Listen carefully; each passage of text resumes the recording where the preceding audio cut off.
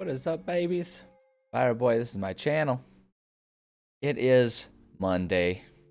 It's Monday. And you know what? I don't have a case of the Mondays. I'm in a good mood today. Why? Because it is beautiful, sunny, and just generally speaking, very, very lovely outside. And I'm here for it. It's really nice getting some nice warm weather. And we're finally getting some consistent spring around here. We've made the switch over. I feel like around here there tends to be a really extreme switch, right? Like we are stuck in this world of like really cold, really cold, really cold, and then it kind of warms up for a little bit, but not really, where it's like that fake cold just or fake warm just above freezing, but not really warm yet, and it stays there and it hovers there, and then finally we'll have just 1 week or one weekend where like bam, it just switches. It just switches over, and suddenly it's, you know, so beautiful, and it's warm, and it's sunny, and everything is gorgeous. And I feel like this weekend we hit that switch over around here. It has been significantly warmer, significantly sunnier, and I am okay with it. I am on board with it. It's good stuff. Good stuff. I'm excited about it. I am excited about it. I'm noticing, I'm just looking, I don't know if it's being portrayed this way for everyone, but I'm noticing my camera seems like it's lagging. Hold on, I'm going to reset my camera. It looks like it's lagging a little bit, and I just want to make sure that it's not going to be super disorienting with my voice off. So hold on, let me reset my camera. There we go, now I'm gone. I'm gone, but I'm not gone. I'm still here. I'm still here. Hold on. Let's see. Let's see if resetting the camera won't take care of it. Hold on. That seems like it's better. Yeah, that looks a lot better. Okay. Just wanted to make sure that it wasn't going to be too outlandishly laggy. Sometimes if I load things up in the wrong order, it causes a bit of lag to go on. So, but I think we're good. I think we're good now. Yeah. I don't know, there's like a perceptible lag to me, but that's going to happen. So, I think we're good to go. Hopefully everyone else is having a great day out there. Hopefully that is the case. I really want that to be the case for everyone. I know that sounds pandering, but it's true. It's true. I hope the day is good for everyone. I don't know. I don't know about everyone else in the world, but I am exhausted from an endless world of negative stuff, and I just want everyone to just like be chill and happy, right? Like I'm not sitting here like rainbows and wanting everyone's dreams to come true. It's just like, man, I want everyone to like not hate everything for a change. I just want people to be chill and content. Like, that's all we need. That's all we need, for people to just be chill and content. Right? That's what I'm trying to do here. Trying to just be chill and content with spending some time being creative and, you know, moving forward with projects and everything like that. So, I don't know. I'm trying to be the change that I want to see. You know, they always say that, be the change you want to see. Man, I want to see everyone just like relax, be creative, play games with their friends, right? So that's what I'm doing here. That's what I'm doing here. And with that spirit in mind, I guess I'm going to go ahead and get us over and start actually doing it today, right? So let's go for it. Hell yeah, let's go for it. There we go. There we go. So I'm going to do what we've been doing. I've been having so much fun just like warming up every writing stream with just doing a little bit of this creative stuff. Just, you know, working on our rune system. I've been having so much fun working on this. It's such a fun project, and I don't know. I can re-explain why I think it's so fun every single time, but I think it really just serves to say it's fun coming up with something just for the sake of being creative. And I highly encourage people to do it. Don't paint a picture for the sake of trying to sell it at a museum.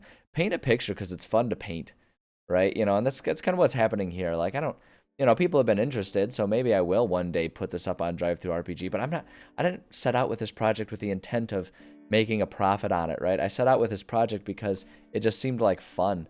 It seemed like a fun thing that I could do in my free time and a fun thing that I could do for my players, and that's like, it continues to be that. So we're gonna keep coming up with some more runes. Let me go ahead and pull up our spells. We're gonna keep working through Abjuration.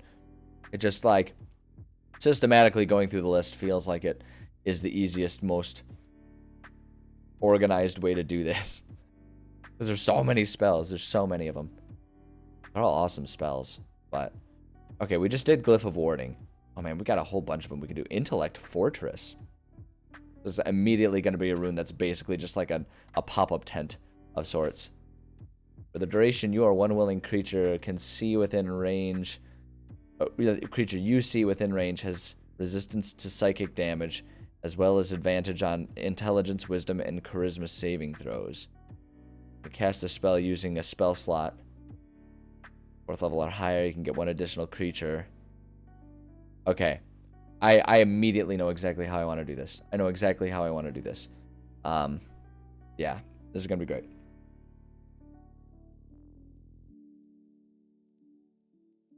Yep, okay. I know what I'm going to do for this. This is going to be great. This is going to be kind of a cool object. I'm immediately going to like this one. Intellect Fortress. Go ahead and just get that here. Intellect Fortress. We'll get the example item in a second, but I have an idea of what I want it to be.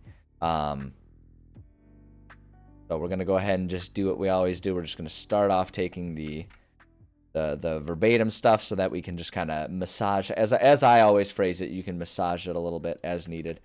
Turn this into exactly the type of spell and rune that we want it to be. Be the rune you want to be in this world. Okay, so here's what I want to do for this. For the duration, I'm going to say the creature holding the item. The creature holding the item. Holding the imbued item. Has resistance to psychic damage as well as advantage on intelligence, wisdom, and charisma saving throws. At higher levels, when you cast this spell, rather, I'm going to say when you use the imbued item, or when you imbue the item, at spell level, like I'm just trying to think about the easiest way to massage this, the easiest way to phrase this so that I don't have to do a lot of extra. When you imbue an item with this spell at 4th level or higher, rather than you can target one additional creature, what I want to do is the range increases. I'm going to say the range increases by 5 feet. So what my thought is, and I think I'm actually going to need to change the wording of this first one. So what I'm going to do is holding the imbued item. We'll say at level 3, item has radius of 5 feet, right? So it's like it just reaches the 5 feet. I'm not even gonna put that. We're just gonna say the range increases by 5 feet. By 5 foot. We'll say to radius. 30 feet to the radius. The creatures, and so what we'll say is all creatures within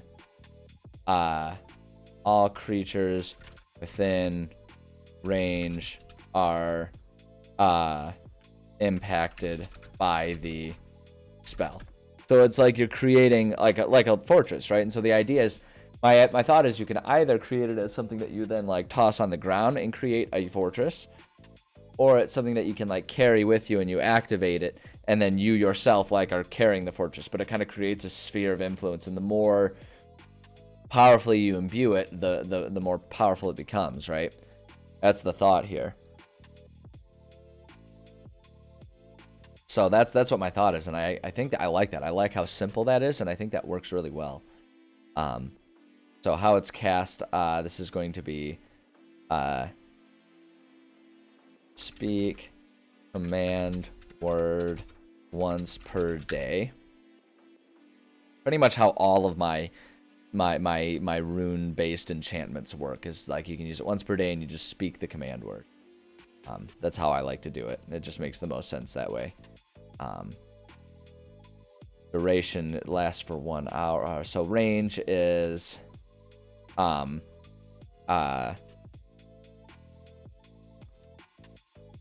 user only, radius increase by 5 feet per level at higher levels.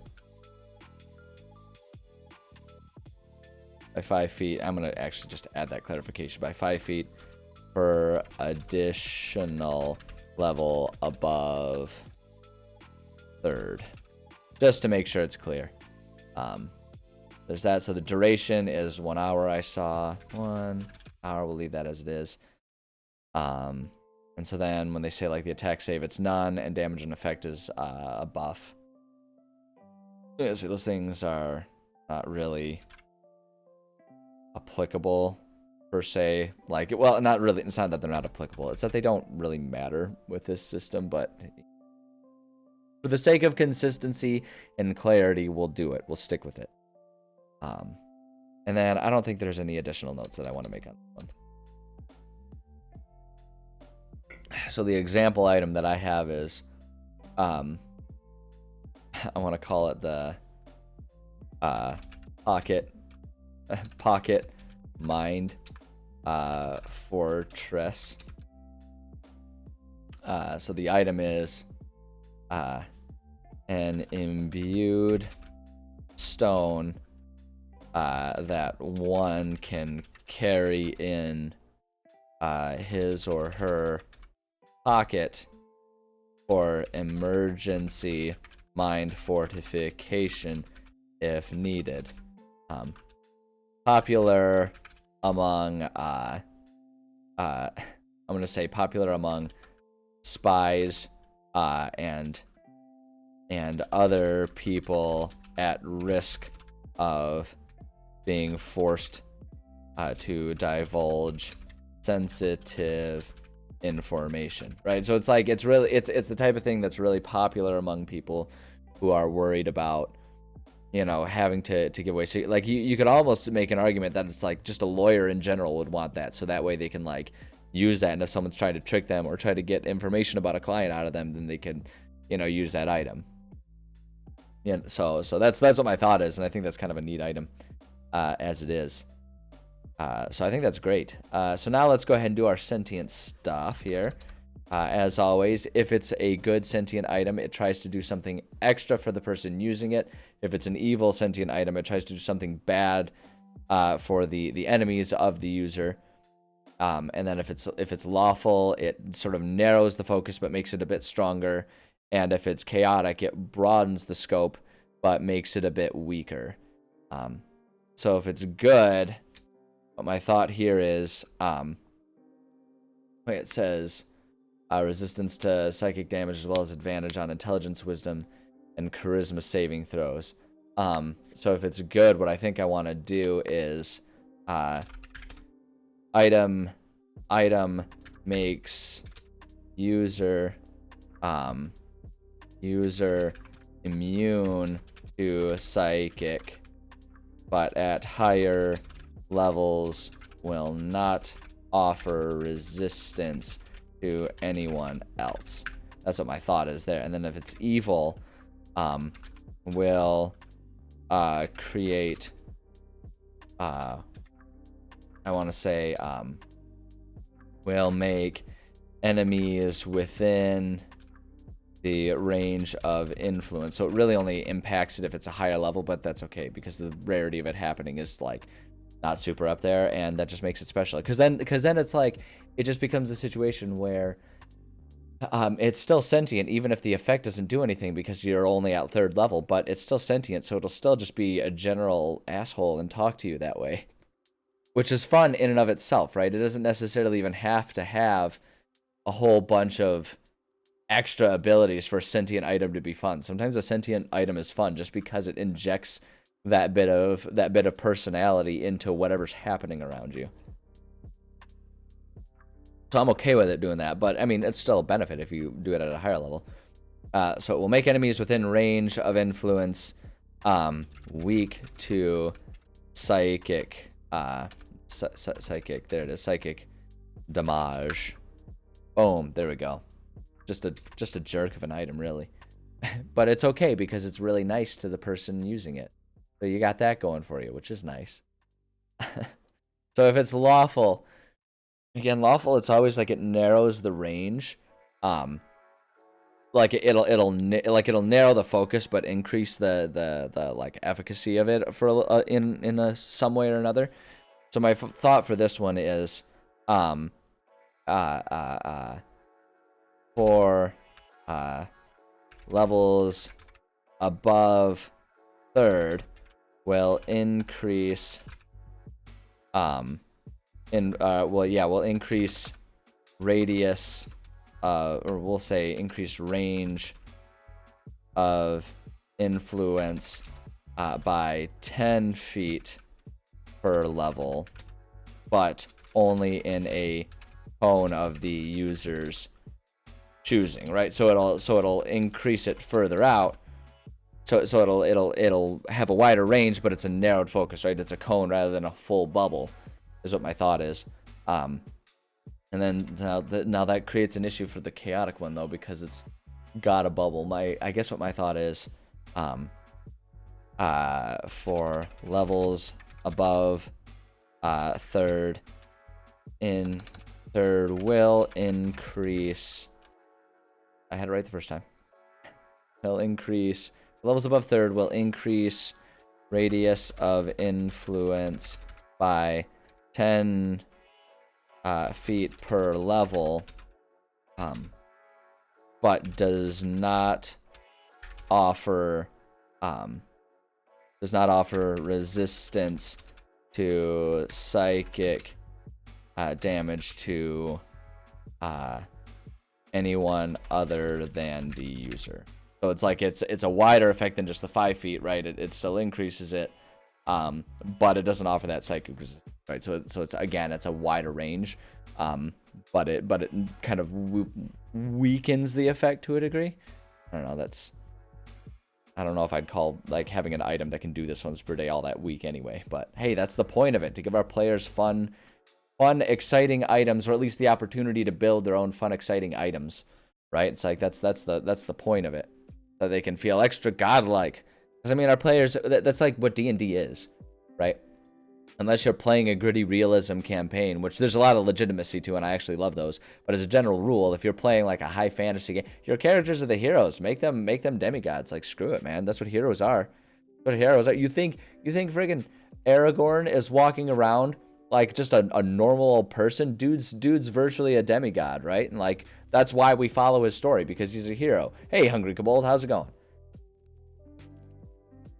Like, that's the whole point of it. Let your players be powerful. That's what I say. Because if they ever become too big for the britches and too powerful, then we just throw extra powerful enemies at them and take them down a peg. That's the beauty of homebrew campaigns and everything. You can just do whatever goofy nonsense you really want to do. As the name implies. Hungry. Man, I'm always hungry. I feel that. That's like... So I live my life doing intermittent fasting. I only eat one meal a day. It started off as a diet plan, and it turned into just out of convenience, because now I only have to worry about one meal a day rather than 2 or 3. And so it's just a lot easier to plan my day around that. But like, I know that feeling. I'm like, it's a blessing and a curse, because it means I get to just absolutely gorge myself at any meal. And it's super fun and exciting when it's like, oh, it's dinner time. I get to eat everything. And I can just like eat like a glutton at that one meal. But then the rest of the day, I'm just sitting here like, oh man, just a little snack sounds so awesome right now. I go with dinner just because it's more socially acceptable to have breakfast food for dinner than it is to have dinner food for breakfast. So by doing dinner, I get to dinner or supper, I guess regionally, depending on where you're from. You basically get to have the full menu at your disposal based on what you want. Whereas like if it were breakfast, it would be hard for you to like go out for, you know, a steak breakfast. I guess like steak and eggs is a thing in some places, but you understand what I'm saying, right? It's like people don't side-eye you if you're having a breakfast burrito for dinner, but they'll give you a look if you go and get like a Big Mac for breakfast. They'll look at you and be like, oh, geez, hitting the fast food pretty early, right? It's the same. It's like the food version of the fact that like no one bats an eye at an after-dinner cup of coffee, but wake up to a fifth of vodka and suddenly you got a problem, right? Am I right? I don't know. That's an extreme example, but you understand what I'm saying. Yeah, I go for dinner. That's my choice. That's what I choose. Like I say, just because it's the most convenient. Because the other thing too is that makes it really easy, like for socializing with friends. Because it's, at least within my circles, it's much more common that we'll all go out, you know, on a Saturday night and do stuff than it is for us to go for like a Tuesday morning brunch. So it just makes it easier for me to conform to what my social groups are doing. Sausages and mashed potato. I mean, that sounds good. And like that's what's fun with that meal is that one's really a socially acceptable meal at any time of the day, right? I feel like that one kind of works. A lot of it's regional too. You know, like where I live, just in smack like Midwestern America, there's like a certain convention to meals, and that's just what people do. And it's not like I would be tarred and feathered for breaking them, but like, yeah, like I say, people kind of side eye you. You know what I mean? So it's like, it's easiest to do dinner. Because like I say, you can have because people get excited about the concept of dinner. It's like it's a special thing, and people like have fun with it. And so it's like, great, I can enjoy breakfast food for dinner, and it's wonderful. Chicken pasta, interesting. Okay, all right, fair enough. I smell what you're stepping in. I feel it. Hell yeah. Yeah, I don't know. That's my life. But yeah, like, and now that we're talking about it, my body's like, oh, you know, food does sound nice, and it's noon o'clock here, and I won't have the chance to have dinner until 5 at least. So it's like, oh lordy. Oh, we got some time. I need to like keep chugging the coffee, so that way the caffeine can keep suppressing that appetite a little bit. Gotta keep just chugging it down. Of course, my dentist will be mad at me. I just had my dentist appointment today, and they're like, wow, your teeth are really stained. I'm like, oh yeah, I drink like 6 cups of coffee a day. Throw that back, straight black. Hell yeah. It's like I'm not gonna stop drinking coffee just because my teeth are a little off colored. People still think I have a nice smile, so we'll deal with that later.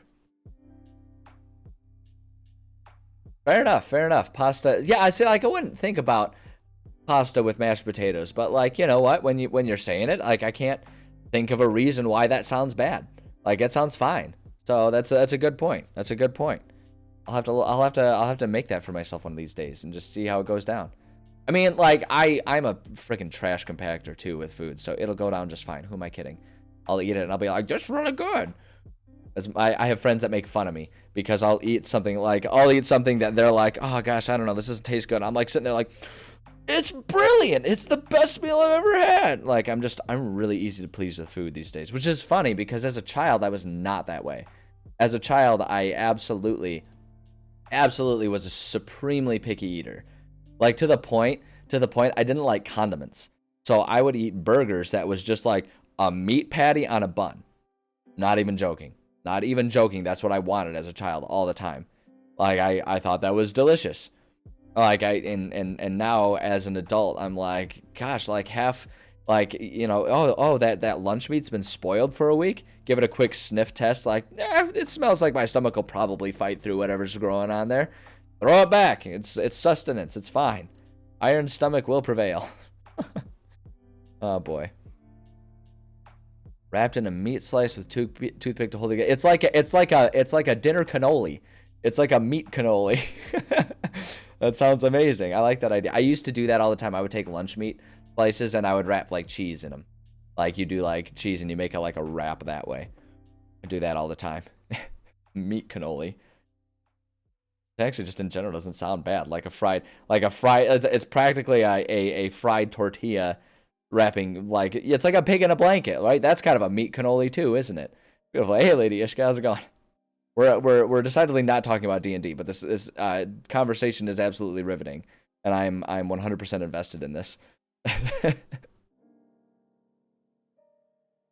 Yeah, I don't know. I like food. Like meat cannoli, right? There's something about it that sounds both like awesome and horrifying at the same time. I don't know. It depends on your connotation with it. Hot mash with cold meat would be real nice. Okay, all right. I feel it. Getting those like it's like those like complementary, right? When opposites go good, they call it complementary, right? That's what it is. It's like when you have ice cream with a nice warm slice of pie or something, right? Like the opposing temperatures work really well together. Yeah, it's like a dinner version of that. I feel it. God damn it! Now I'm super hungry. Thanks, you did this to me. I'm just kidding. You're giving me a lot of great ideas. For the nights because I spend I mean, most of my evenings are pretty busy, and eating is just like a when I have time to. So you're giving me a lot of great ideas for just how to like throw together a quick meal when I need to. Trying to figure out the names. Your trappings is a tabaxi, archer, cleric, crossbow. Name. So the names, like, are you talking like? Are we talking like enchanted, like sentient item names, or just like a legendary item type of name? Because there's two different approaches, right? Because like if it's a sentient item, then you can talk about just like giving it goofy human names, and then like for like when we're talking legendary items, you got to come up with something that sounds like epic and well legendary. Healing bolts, healing bolts. So like, okay, so if it's just like, yeah, I guess I'm saying like, so you're looking for like a proper noun type of situation, right? Like the actual title of these things. Like, and I'm presuming you're looking for something that's a bit more exciting than bolts of healing or whatever, right? Something kitty-like. All right. Something kitty-like that implies healing. Okay.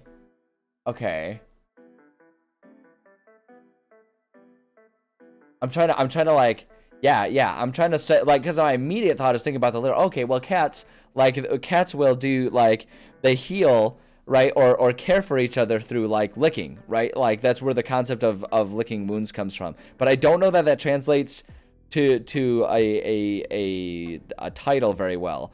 Bolts of wound licking or something like that. It doesn't sound like it has the connotation we're looking for. You know, so I don't know. So like, I guess I'm just trying to think about the healthy pricker. Yeah, the sandpaper bandage or something like that, right? Because it's like the tongue is sandpaper. The healthy pricker has a few other connotations involved as well, which I love, but I don't know if it's great for a proper noun for a legendary item. No, my thought is like, what if you just like, what if you just like, kind of like go with something like positive that's associated with cats, right? So cats, like purring is a nice thing. So what if it's like purr bolts or something like that? I don't know, because then that would be like, that's like positive and happy. I don't know. You could just call it Eric. That was my question. Like, are we just talking about like a sentient name? Because then you can just like have it be like a sentient thing, and just call it like, yeah, this is my healing crossbow. Her name is Daisy, and she heals you. You know, it's like you could just go with something like that. But if you're going with like if you want it cat themed, I mean, you could just do that, I guess. Like if you wanted to just like give it a name that's more of like a quirky thing, you could just give it like restorative claw. Ooh, I don't mind that, actually. I don't mind that concept, like clawing your way back to health. I don't know. But yeah, you could just go with like a cute cat name. Just call it like Boots, right? Elvis impersonator satyr that has Kingmaker. I like that. Restorative claw. Yeah, I was gonna say that works. Good call, Kobold. Like I dig that. Because something about it, because like it's not like the word claw necessarily has a kind of like a health connotation, but the restorative doesn't, and the claw adds that sort of like feline nature to it. That's a good call. Well done. See, this is why I'm not in charge of titles. This is why I come up with ideas and let other people name things for me. It's why I use name generators. Like, I can't come up with a name. All of my names, whether I mean to or not, end up having some sort of stupid innuendo that my players will inevitably exploit. 100%. 100% it'll happen. See, this is the beauty. This is the beauty of streaming and just generally speaking online social circles, because you get so many awesome ideas from so many awesome people that you would never otherwise interact with. So y'all are cool people. I appreciate each and every one of you for this. This is why we like, see, look at this, is the best I came up with. Pocket Mine Fortress. Doesn't really roll off the tongue. Descriptive. As a bard of, well, yeah, obviously if it's an Elvis impersonator, I think it'd be illegal not to. I feel like Wizards of the Coast would bust down your windows if you had tried to not do that. The sword named Bob. Don't know what it does. Don't want to be slain by Bob. Bob's just a dick. Bob's just a dick. So not only will he kill you, he'll make sure it happens like in a not immediate way. So that way he'll also make fun of you as you're dying. And he'll just make you really sad about the fact that you died. Like really embarrassed about it. Bob isn't extra powerful. He's just an asshole. And therein lies what my like half of the sentient item possibilities when I'm making these imbibements for my rune system that I use. That's where half of them come from. Is it's like, yeah, you know, we change up the powers a little bit just because that makes it more interesting. But really, I just like the idea of an item being an asshole. Sort of the weapon of the name. Yeah, that's fair. That's fair. Like one syllable, definitely. Well, because that flies in the face of standard legendary item naming conventions, right? Because usually when you have a legendary item, the name is like, you know, it's like some sort of long like sassafrasalo man thing, legendary sword of the great murderer, right? It's like, and you're like sitting there like, what? You know, it's like 18 syllables long. Whereas then you have just like, all fear, the most powerful battle axe in the world, who is known only as Steve. And you're like, oh god, there it is. Yeah, there's like, I feel like there's actually some sort of, like some level of psychology involved in that. And it's a beautiful thing. It's a beautiful thing. Like once you start noticing those trends too, it's great. Like I love noticing those trends because then I can really exploit them in the things that I write for my players. And that's just a wonderful thing when you can do it that way. Beautiful. That's it. I gotta actually like write stuff here. Otherwise people are gonna lambaste me for false advertising. Working on trying to come up with more like legendary, or not legendary, just like rune item characteristics here. So if we've got the rune of Intellect Fortress, if our players are so like the point of this rune system is that my players can then create their own legendary items rather than just like finding them. So that way they can, exactly like we were doing, like trying to name, you know, the restorative claw here, giving players the chance to create their own legendary items. So that way they can really flavor their characters and give their characters special items rather than just finding, you know, the example I always give is the +1 sword of killing.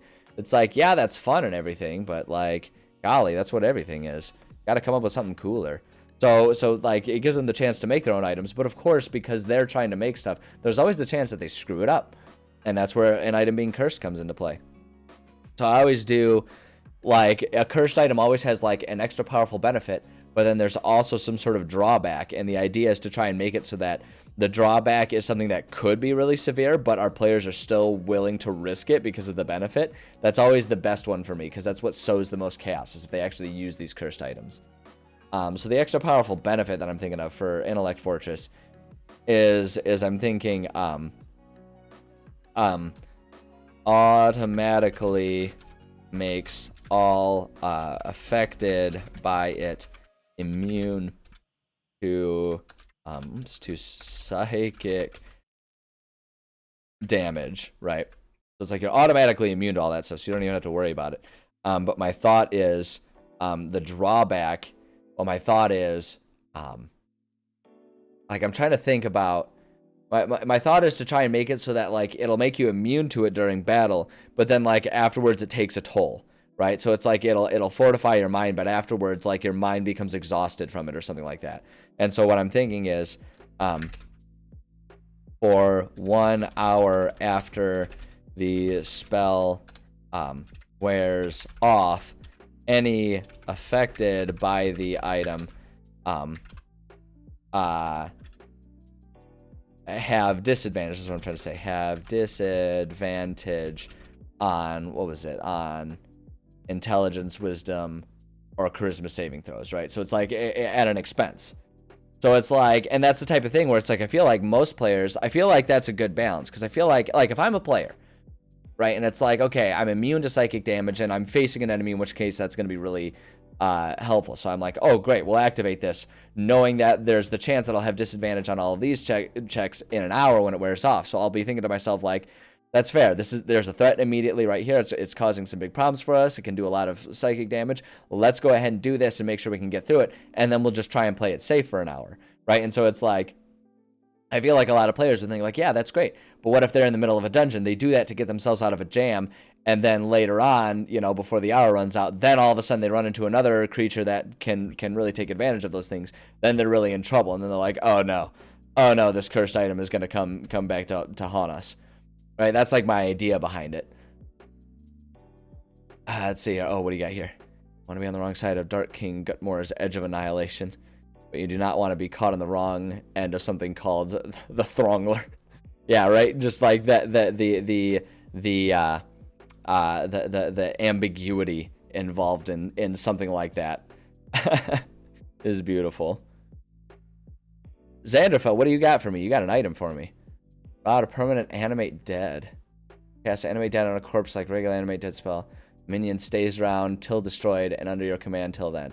However, the more minions you gain, the more dead your body will appear. Oh, it's got the idea of like the picture of Dorian Gray all going on there. The corpse of the corpse friend of Dorian Gray, or it's like the more you use. See, my first thought was like, it's there, but it's got like the attitude of a really annoying child, right? So it won't go away, but it just like it constantly asks you questions, and it doesn't know how to stay quiet when there's like sneaky situations.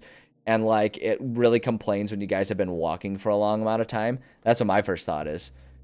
Is it just like it's just this like it's got the spirit, but oh my gosh, it needs to learn time and place about its questions, these undead minions. And it's there permanently. So it's like, great, you have a minion, but also it's stuck with you forever and it'll keep following you around and you can't get rid of it. Like it never goes away, and it doesn't sleep because it's undead. So it's like always asking you questions all through the night, and it's really hard to get a full night of sleep. It's just like, why does the moon not always look full? Why does it only look half tonight? And just like always ask the same questions because it never learns. You know, like that's like definitely like fitting in with the curse theme that I do, where it's like extra powerful, but there's like a drawback to it. So I like the concept for sure. Okay, and then the last thing we got to do for cursed items must be removed magically. Removed magically if owner tries to abandon the item, it will give them permanent disadvantage. There it is. Advantage on the wisdom, blah blah blah blah, intelligence, wisdom, and charisma saving throws. It's like it's permanent, there forever. Hey Bluefies, how's it going? Good to see you. Good to see you here. Weapon named Massive Fan. There's so many different ways that could be interpreted.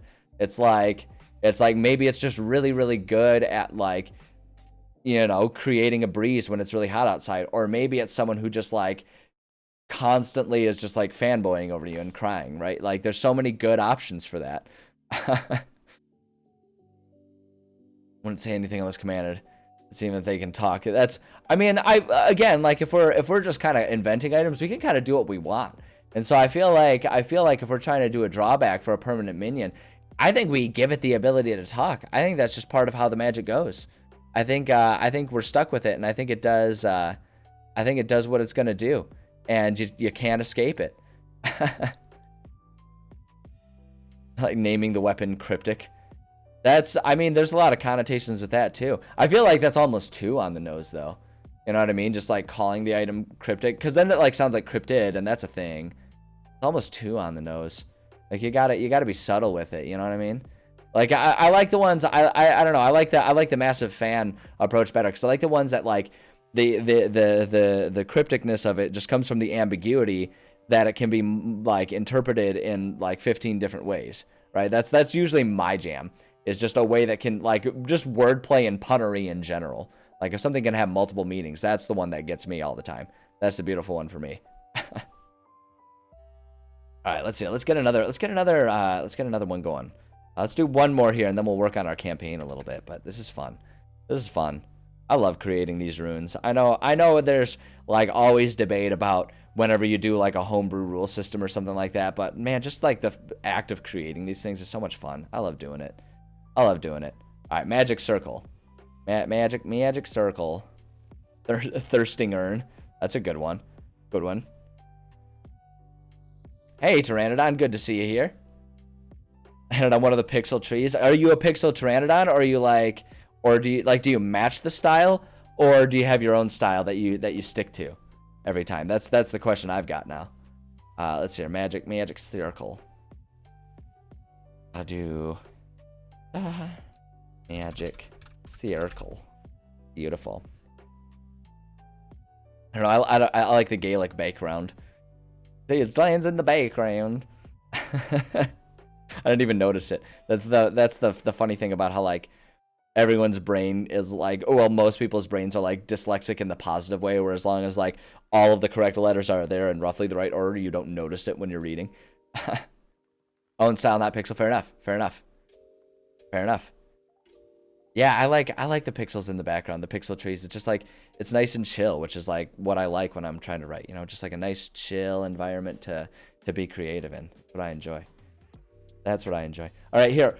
Give me just like 1 minute. I gotta run to the bathroom and I gotta refill my beverage, and then I'll be right back and we'll keep going. So give me just a few seconds. I appreciate you guys' patience. It'll only be a second.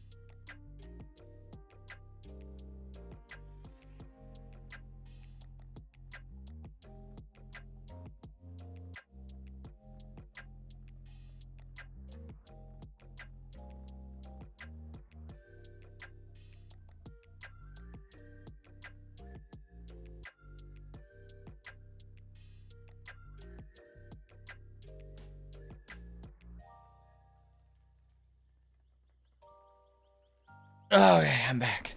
I'm back. Oh shit, we got another item. All right, what do you got for me? The blurred dream sword. Okay, I'm already intrigued. Sword has physical appearance, however, it is very blurry. No one, not even the owner, can see what it truly looks like. Blurry nature of the sword. It's hard to tell how long it is, and even spells such as identify give nothing about its abilities, only giving the sense that it is a regular sword.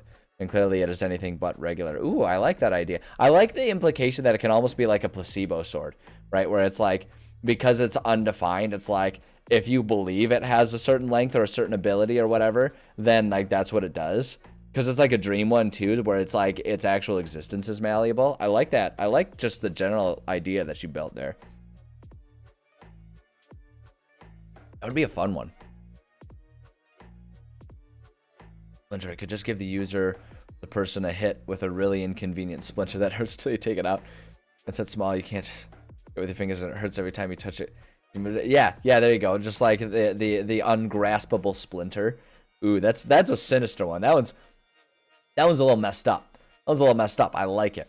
That'd be a good torture device right there. I mean, you know, like if you're into torture, which I'm definitely not. No, bad. That's bad. Definitely don't like, you know, putting toothpicks up people's fingernails or something like that. No, like the concept of a splinter that you can't reach, that like speaks to me too. This was a few years back now, but there was a one time. So it's just story time. Digression. I was helping my dad install a new kitchen sink for him and my mom at their place. And you know, it was one of them enamel coated sinks that's like it's like primarily like a ceramic sink, but it's got like an enamel coating on it to make it a bit jazzier, right? But the way it was is like underneath, like you could see kind of the painted on enamel coating, right, where it kind of gets thinner and stuff like that. And so while we were holding the underside, the edges to like place it, I had to slide my finger out from underneath. And when I did that, I accidentally stuck myself with like a splinter of that enamel coating that was a little loose, right, on the underside, because it doesn't bond. They make sure they don't make sure it bonds on the underside the same way that you do the top side, because you don't need to. That's just extra expensive material wasted. So like I gave myself a splinter with like this like ceramic enamel coating, and I went to pull it out, and I thought I got it all, and it was great. Well, like the wound kept hurting for like weeks. And I was like, what is going on? What is wrong with this, right? So I went to the doctor, and they were like, oh, there might be a little piece in there. It's just enamel, so it's pretty benign. So you can just like wait for the skin to push it out. And so I just like, I lived for like a month or two with like a chunk of enamel in there, until finally at one point in time, one morning I woke up, and like, and my body was doing exactly what like your body will do with most standard splinters, where as the layers of skin just kind of like die and replace themselves, it'll slowly work the splinter out. Like if you get it deep enough that it goes past the skin layer, then you got to pull it out. But if it's just skin layer, it's, you know, it'll eventually work itself out. Well, my body did that, and I saw this little tiny dot of what looked like enamel, and I was like, oh, okay, there's that little chunk. It's not that bad. So I got some tweezers and grabbed it, and I pulled the thing out. And the thing was it was a good centimeter long, and it was like sinking straight in, so you couldn't see how big it was. And I was like, oh my God, no wonder this thing was hurting. It was weird. I don't know. That's a gross story that no one wanted to hear, but you got me thinking of it because of splinters. So moral of the story is just like shelve your pride. Don't try to act tough and like you don't need gloves or anything. If you're working with something that has splinters or jagged edges, just put on some gloves, because boy oh boy, it's a real pain in the butt when you get yourself stuck with a splinter. Injuries in general are a pain in the butt. Just you know, take OSHA seriously. Follow workplace safety procedures. Just do it. Just do it. Even if you can get a sweet payout because you get hurt at work, don't do it. It's not worth the actual injury. You know what I mean? Hold on. My chair is like in this weird situation where it won't let me actually sit in the middle of the camera. Got it. Soldering glue caltrops are worse. Man, I mean, there are plenty of things that are worse than splinter, and it's just, ugh, golly, I don't know. Like, that wasn't even the worst experience of my life. It was just, I guess, like, it was just creepy, right? It's just creepy to all of a sudden pull out this big chunk of enamel that's just sitting in, that's been, like, sitting there in your finger, right, for that long. It's like, that was in me. Yuck. Gross, man. It's weird. It's weird. Foreign objects in your body are weird. Let's not examine that statement anymore. I feel like there's a lot of innuendos there that I wasn't really prepared to deal with. So let's just forget I said that, and let's move on. Magic circle rune. Magic circle rune. Let's see here. Let's get our stuff added in here, and then we will go ahead and sort of massage it as we need to make ourselves an enchanted item. Let's see. We need to get this all bullet pointed up. Oh, perfect. Perfect. Oh my gosh, Xanderfell, you are just like full of them today. Ring of Cosmic Nightmares. Ring bestows powers reserved for otherworldly beings. Magic fireballs, missile, wall of fog illusions, many others. Ring digs into the wearer's finger and will eventually bind itself to the bone. Upon reaching the bone, images and visions of the cosmic will flood the wearer, threatening to trap them in a never-ending nightmare. Oh my god, that's twisted. I like the concept of that, just like putting a timer on the campaign, right? And like giving a sense of urgency to the campaign. Like if someone recognizes they're slowly, especially like if someone puts that on knowing full well what it is, but they do it for the sake of the power to get done whatever job they're trying to get done. It's like you can like, it's like a self-inflicted martyrdom almost, where it's like I'm willing to do this for the cause or whatever. That's kind of twisted. The concept that it would just like eventually it's eventually going to make you go insane. There's no doubt about it. That's just what it's going to do. All right, let's see here. Create a 10-foot radius, 20-foot tall cylinder of magical energy centered on a point on the ground that you can see within range. Glowing runes appear wherever the cylinder intersects with the floor or the surface. Okay, so the first thing that we need to change, if we're going to make this sort of a rune that can be imbued on an item, create a 10-foot radius, 20-foot tall cylinder of magical energy centered on the enchanted item, and then just leave it there. So centered on the imbued item, right? So let's see here. Powerfully mage the cost of, yeah, exactly. So it's like I could see someone doing that for the sake of power to get a job done, recognizing that it's going to cost them everything in the long run. It'd be an interesting sacrificial throw for like a final like push on a campaign or something like that. All right, let's see. Glowing runes appear whenever cylinder intersects with the floor or other surfaces. Yeah, that can stay exactly as it is. Choose one or more of the following types of creatures: celestials, elementals, fae, fiends, or undead. The circle affects a creature of the chosen type in the following ways. Hold on a second. Oh, I see. Okay. So it's like, I don't know, that's kind of formatted weird. I'm going to like further bullet point all of these, just get a bit more clear how it's all breaking up. I don't like the way they formatted that. It's weird and confusing. Like in the following ways, list, and then proceeds without any sort of list. Like if it's a list in there, it should be a sub bullet. So it's a weird way that they did it. Creature can't willingly enter the cylinder by non-magical means. If the creature tries to use teleportation or interplanar travel to do so, it must first succeed on a charisma saving throw. Creature has disadvantage on attack rolls against targets within the cylinder. Targets within cylinder can't be charmed, frightened, or possessed by the creature. When you cast a spell, you can elect to cause its magic to operate in the reverse direction, preventing a creature of the specified type from leaving the cylinder and protecting the targets around. Honestly, I don't think we need to change much about this. It's just changing where, like, rather than you choosing the point where it's centered, you just have the item. So it kind of creates your own little, like, protective circle from whatever you choose. That's interesting. So that actually works really well as an imbibement, stuff like that. Dark Sword and don't starve every attack hurts your sanity, causing you to go insane. Okay, yeah. Same concept, right? It's like a magical version of that. Dark creatures that, if mad enough, can actually start hurting you. Yeah. Like, and then it kind of turns into what we were talking about with like the placebo sort of, just like any sort of placebo effect where it's like I kind of like the concept of magical effects where it's like if you believe them, then they can actually happen, but if you don't believe them, they don't happen. Because I think that like has interesting effects and connotations in either direction, right? Whether you do or don't believe in something, right? Having that be the clincher on whether or not that has the effect. I don't know. I think there's something cool about that, but that might just be me. That might just be my personal tastes. But I always really like that idea. So yeah, for this, I think this is actually good as an imbibement. At higher levels, the one thing that I want to do, I'm gonna add one more bullet here. We're gonna do the like as like an additional note. I'm gonna add one more bullet point to this. We'll say for this one, it's going to say, I'm going to change this to when first imbibing the item, choose one or more of the following types of creatures, right? So like, that's what my thought is like when you are creating an imbibement, rather than like you recasting the spell and being able to choose, it's like that item becomes a warding item against that specific type of creature, is what my thought is. So I think that works.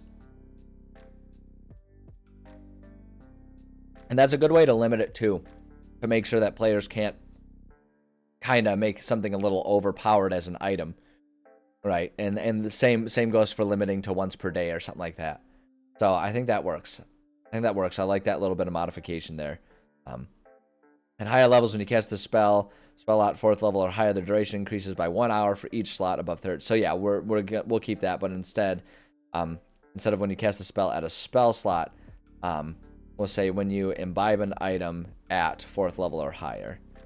You imbue an item, not an item, an item at 4th level or higher. The duration increases by 1 hour for each slot level above 3rd. We'll just get rid of slot because I'm bench. For each level above 3rd. Perfect. Okay, I think that's good. How it is. Additional notes we don't need to do. Boom, boom, boom. There we go. Is the thing you heard about orcs or Hammer Universe? Believe something is real to them, such as you can finger gun them, saying Can die from it. Oh yeah. I don't know much about Warhammer. I've never gotten into Warhammer personally, but I love the idea of that. Like I love the idea of that kind of stuff in general. Like the stuff that has sort of an ambiguous reality to it or not, where it's like the more you believe it, the more real it is. It's a very like fantasy land concept, you know, or dream world concept. And I think it's really interesting. I think it'd be really fun. Like that's the type of thing where I don't know that I'd want to try and build an entire world where that's true, but it would be really fun to have like a dungeon like that. I think that would be a really cool dungeon to feature in a campaign. Vanderfell with another one. My God. Chalice of Hunger. Okay, interesting combination. Chalice and Hunger, but all right. Large cup can materialize any food the owner can imagine. It's limitless food for the owner. Shares it. However, this cup has a hidden curse. An identify can detect. It will slowly begin to contain meat belonging to one's own species. Ugh, God. Along with increasing the addiction for the food. Ugh. Okay, this is already fucked up. The chalice will make it possible for the owner, those affected, to become ghouls. Afterwards, there is no coming back. My God. That's a dark, twisted, cursed item. That is a dark item. I mean, I think it'd be a really interesting one to throw at players and see what they do with and see if they could figure it out. But oh, that's twisted. That's twisted. I think the one thing that concerns me is like, you know, identify can't detect it. So it's like the concept of that, like the one thing I worry about with that is functionally that means like as soon as they start using it, they have no indication that there's a problem with it until too late, which like is really good for the sake of a hoarder story, but for a game with players, I worry that players would get pretty upset about that. Like if there was no way for them to recognize it, you know, like until they began going through the ghoulification. But like, you know, like you say, at that point in time, it's too late. Dark fantasy. Well, fair enough. Yeah. So it's like, yeah, for the sake of a story, I think that's awesome. For the sake of a game mechanic, I probably would make it so that players could potentially identify, just maybe hide it behind a high DC. And then also I would say give them hints that there's something weird about it, right? Like definitely give them hints like something about the meat tastes a little funny this time around, and then like have them, you know, and like have it be that they can, anytime they use it, there's like a hint that they can then like, you know, investigate until like perhaps they do get it, and then perhaps it's still too late because of certain processes that have started. But like give them the chance to, because I worry that if there's not the chance for them to identify, it would kind of delve a little too deep into the taking agency away from the characters and player characters. And I mean, maybe it's just my style, but I don't like doing that too much. I feel like that's a little adversarial to do to players. But the general concept I think is neat. Creepy as hell, but I like it. Okay, let's see. Mechanics. Once per day when speaking the command word. Easiest. Oh, I need to do this. Oh, I don't know if I did this for the other one. The type of item that can be done. Any item that can be carried. Right, so it can be, and I think the same is true for this one. Call it any item that can be carried. Any item that can be carried. That can is a word, right?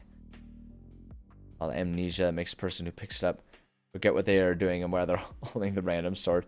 That'd be a fun one to like. That'd be a fun item to just like put in the middle of an arena. And like have players be then suddenly they're like, wait, why am I here? As like, you know, they're in the Colosseum and some barbarian with an axe is about to slice their head off.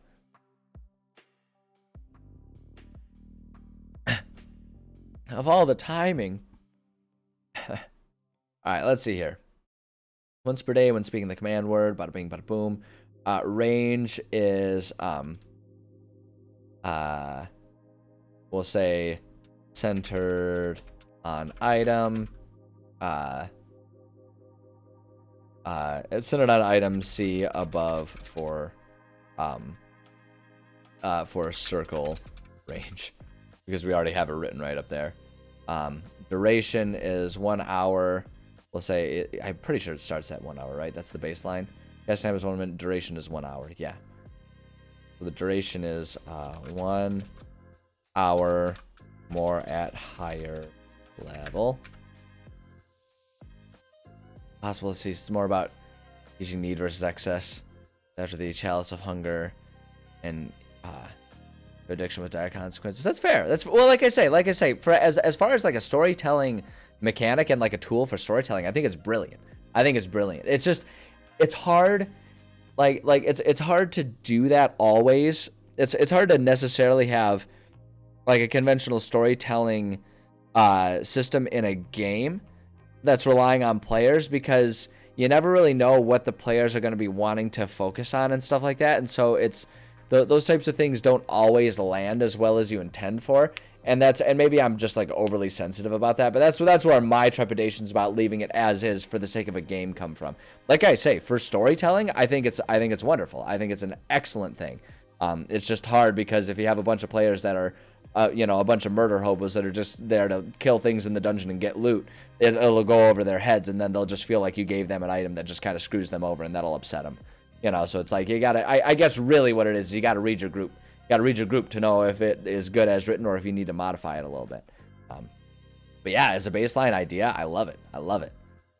Okay, let's see here. Oh shoot, what was I working on? What did I just delete? Attack save. Oh, it's like charisma save. Yeah, because your enemies can kind of do that. Yeah, the creature has to first make the charisma save. So I guess we'll go ahead and do charisma save, and then damage buff. Okay, they call it control ... That's not helpful. Control and debuff, got it. Control / debuff. There we go. Shield called hubris. Well, they're overconfident and think they can take on the gods. That's right. Like the more they trust the shield, the more they rely on the shield, the lower the AC comes from, or becomes for it. So it's like if you utter before, it's like, don't worry, I've got my shield. Like the AC just plummets. But then afterwards, so it's like I can almost see that like being like a nice sine wave of efficacy, right? Where it's like it plummets, and so then afterwards you're just like, I don't know, we'll try this. It's better than nothing. And then suddenly it's like this amazing shield. Will just really screw you over. Won't stop when you have to figure out what is safe and what isn't. Yeah, that's fair. I mean, like if you've got players that want a game that's got like all those challenges and stuff like that, then go for it. Absolutely go for it. Like don't hesitate to give your players that, especially if they want it.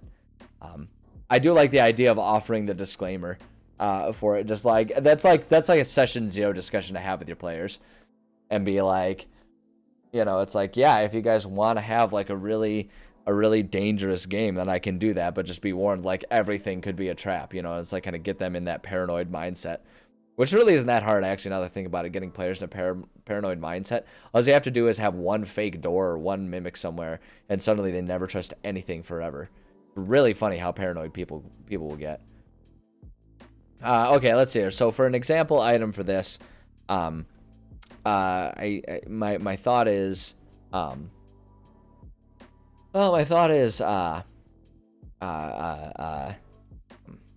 don't know. I'm trying to think about a title, but it's just be like, it's kind of like the one above, where it's just like a stone. It's like a stone that has the thing imbued on it, and you can just kind of carry it in your pocket. And that's where like the pocket mind fortress came from. Pocket circle, pocket sand. I kind of want to just like call it protective stone or something like that. Protective stone. And then the idea is often we'll say stones that offer protection from specific dangers as described below are often made and sold to those with particular needs. And we can say something like, for example,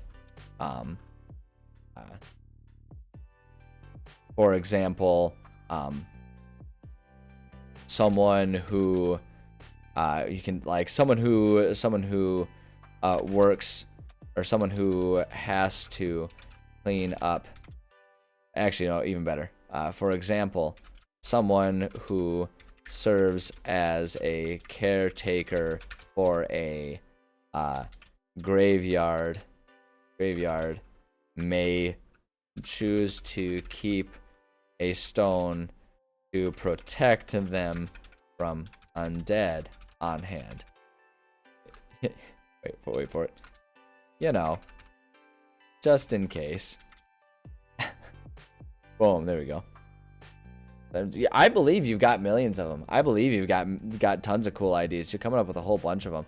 I'm gonna finish this item. If you want to like save them, I mean you can always post them in the Discord. I love talking about the different ideas that people have come up with. I'm gonna finish this one, and then I think I'm gonna work more on our campaign for a little bit once we do this. If you want to save the other ideas for when we're doing more enchantment and stuff like that.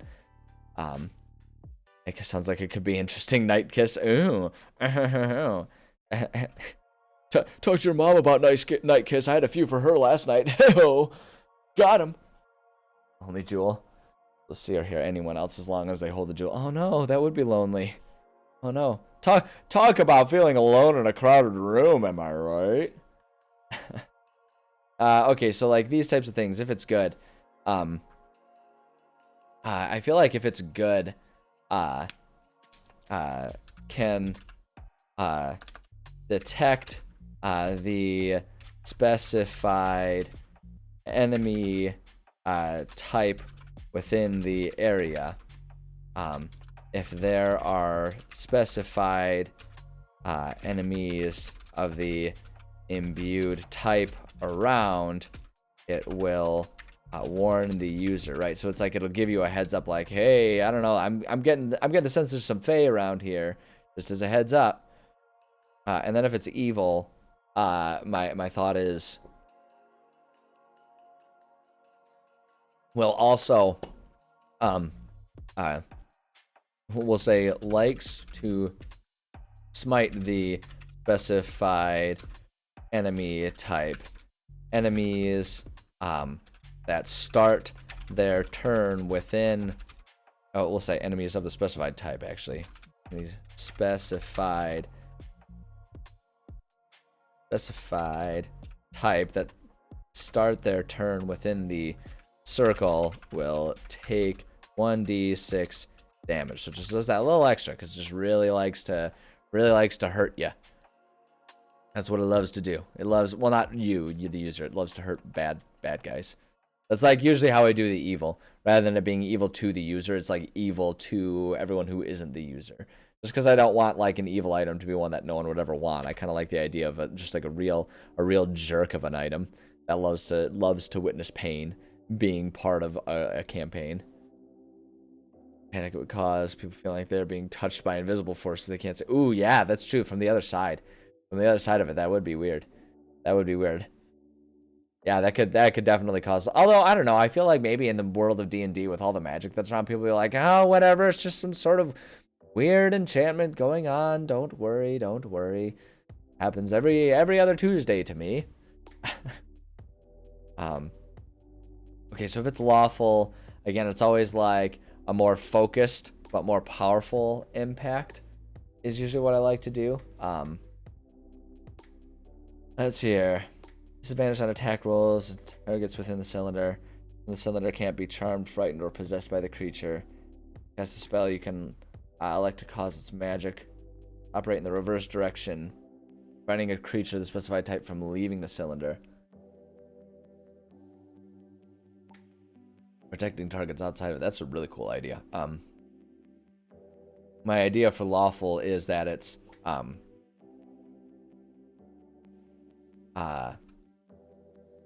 okay, here's my thought.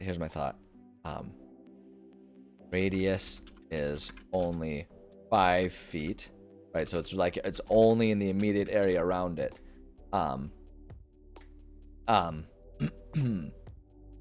But my thought is, like instead of a disadvantage on attack rolls, radius is only 5 feet.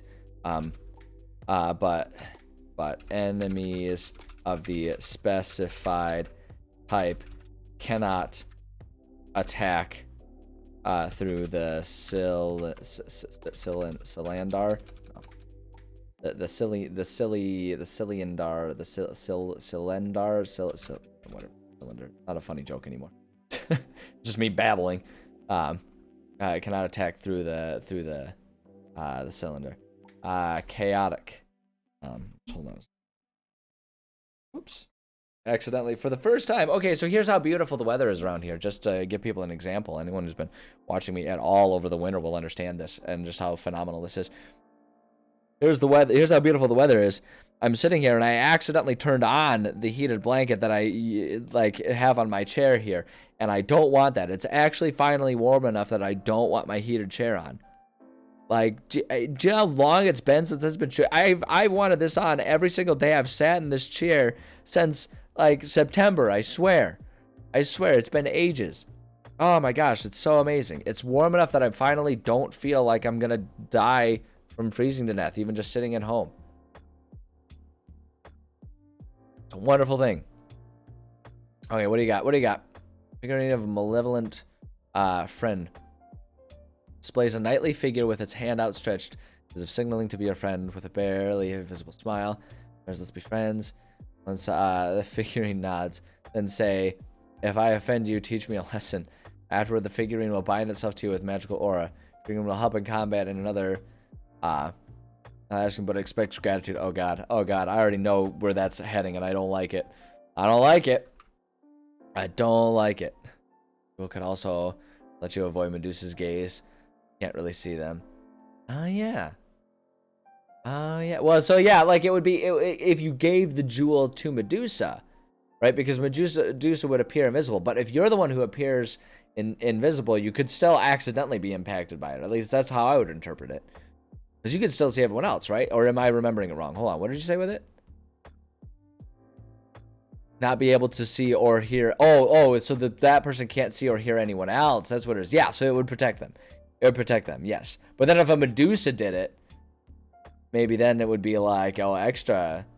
Like maybe the Medusa would like accidentally just like get everyone that she encountered because she didn't realize she was around people. Maybe that's what all Medusas are. Oh no, now it's sad. What if all Medusas are struggling with that? Oh no, you guys, it's sad. We gotta help the Medusas. Gotta help them. No, they're the Gorgons, right? That's what they're called. I'm remembering my lore right. They're a race called the Gorgons. Medusa's just like the Queen Gorgon. I don't remember, something like that. There's so many mythologies, and they all kind of just like go willy nilly. If it's chaotic. So my thought, like the radius ones are kind of easy with chaotic because it's like chaotic and lawful because it's meant to be either a wider range and a little less powerful or narrow range and a little more powerful. So this one, radius is 20 feet, and we'll say 20 feet, but enemies of the specified type can still charm,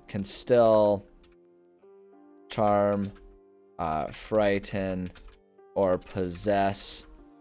It can still charm you, or maybe that's charm with a soft C. Okay, can charm, frighten, or possess the user.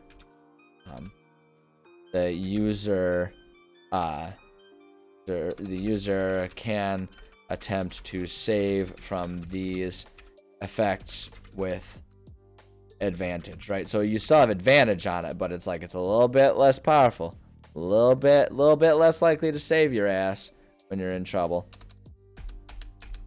That's good. Ghastly stone could be a stone that just makes you feel like something is wrong with it, but nothing is wrong with it. It's just, yeah, it's a placebo stone. Literally just nothing else except for making you think that it's doing something else. It's like the stone of tautology. The stone has the effects that the stone has, and that's it. Like it's never specified anywhere beyond that. Okay, so this thing, if it's cursed, my thought here is, so here's my thought.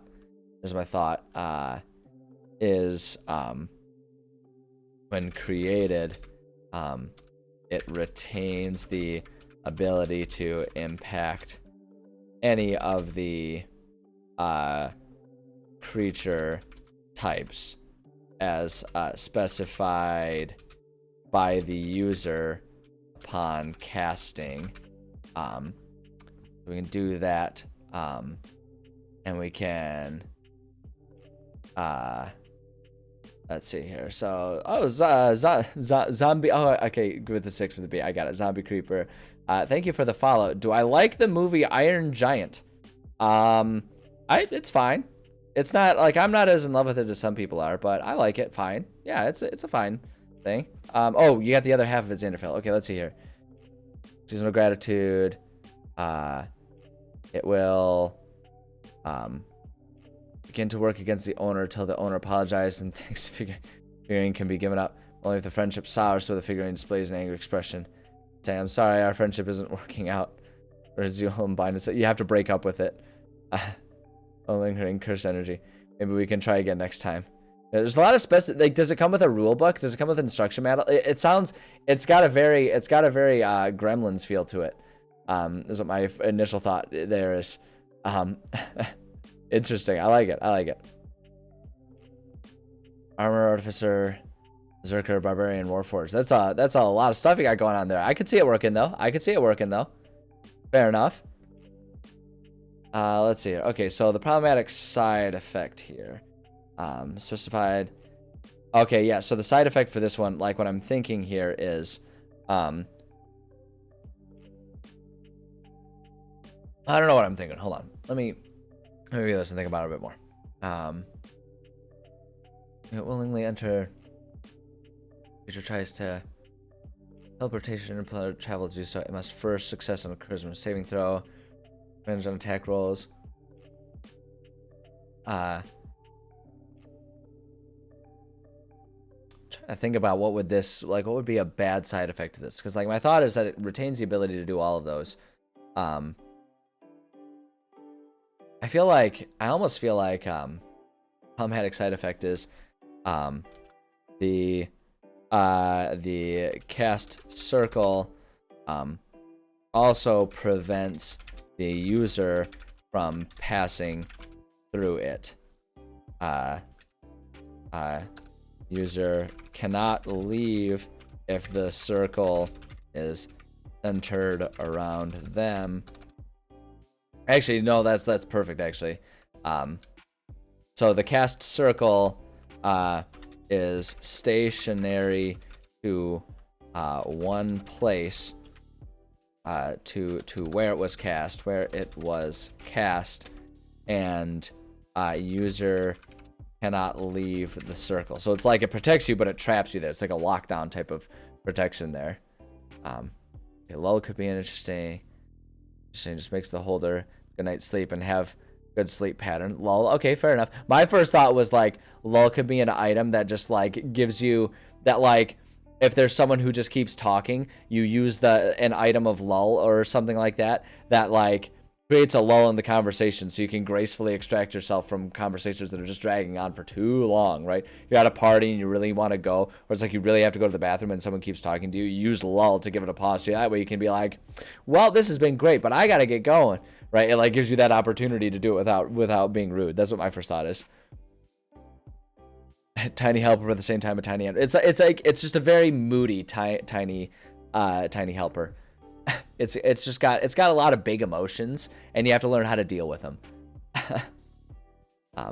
Yeah, so the cast circle is stationary to where it was cast, and the user cannot leave the circle. And so my thought here is for the thing, must be removed magically if user owner tries to abandon the item. It will cast the circle until the owner abandons attempts. There it is. Wow. You know, some days just spelling is just a little too much for me. Attempts. There we go. Attempts to leave the item. So it's like it won't let you leave it.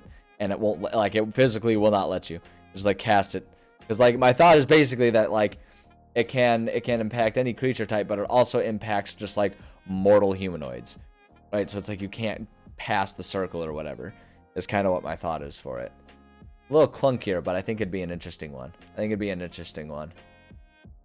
I like it. I like it though. Just as a general enchantment, I really like the idea of having like just a protective stone that it's like, you know, if you're worried because of like there was this one time that you struck a deal with a Fae and you just didn't realize how literal they like to take their contracts, and gosh dang it, if that thing hasn't been bothering you so much ever since you stuck that agreement, and you're just so irritated with everything that you can just get that to keep them away from you. It's like, it's basically like a last ditch restraining order against non-mortal beings. I like it. I think it's a fun item, and that's good. Cool. All right, well, hey, we got a couple of these done, and my thought today was to get working on our campaign a little bit more, so I'm gonna have us do that. And if I'm remembering properly, we finished describing all the rooms for this next sort of mini dungeon that we're working on with our players. And I think we have to finish decorating the map, so let me pull up our map here, and we can get to work on that a little bit today. Open. I need to open. Oops, that's for tonight when I'm playing with my players. That came out kind of weird when I'm playing D&D with my players. I feel like I needed to specify that one a little bit more clearly, because I feel like just saying playing with my players is a little, it's a little question mark there. I think we've been working on part 3. Is this the one we've been doing? Yeah, this is the one. This is the one we're working on. This is the one we are working on. I like it. There we go. Unassuming cane. Yeah, the person's pulling it. Just makes people around them not really notice the cane. The whole point. So I like that it's specified on the cane, not the user. So the unassuming cane, it doesn't make the person like completely unnoticeable. It just makes the cane unnoticeable. And my favorite part about it is the idea of like someone with like a really hunched back using the cane, and no one sees the cane. So like, wow, you get around really well for as like for having a bum leg or whatever. It's like, and notice it's like, well, I'm using a cane, and they're like, no, you're not using a cane. What are you talking about? I like that. All right, so our campaign, just to like maybe I ought to give just like a quick rough and dirty rundown of kind of what the dealio is with it. So our campaign, as we're working on, like, or at least the stage that we're working on at this point, is well, screw it. Let's just do it. We got time. We got all kinds of time. That's one of the beauties of doing like nice long stream sessions here. Let's open. Nope, that's all for the other stuff again for tonight for my D&D crew. The game that we're running here. There we go. Let's open up the world map. Oh shoot. Okay, you know what? Just forget it. I'm doing it the easy way. World. Where's the world map? The Aria world map. There we go. Bada bing, bada boom. There we go. It's huffy sometimes when I try to open it up with when I try to open things up with the freaking I don't know, the opening menu, the finder, there it is. Golly. I don't know why. I'm assuming that it's because it's just, oh, hey, look, an update is available. I won't do it on screen. I won't do it. That's lame. Ethereal Walker's Cloak. Okay. Cloak grants the wearer the ability to traverse the ethereal plane. Fair enough. And enter and exit twice a day. Entering and exiting as well. Okay, so you got basically 2 uses, but it's like it's a two-way it's a round trip. Cloak can be used it can be used in combat to move about the battlefield, and then me knowing where you'll appear next. Okay, fair enough.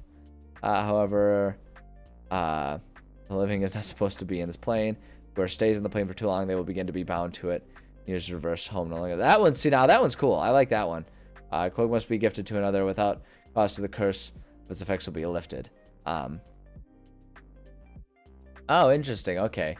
Interesting. So it's like a curse that'll stop being a curse if you stop trying to use it as like a sinister curse. Interesting. Okay. All right. I feel it. Now I like the general idea that it's like, I mean, just in general, like it's kind of the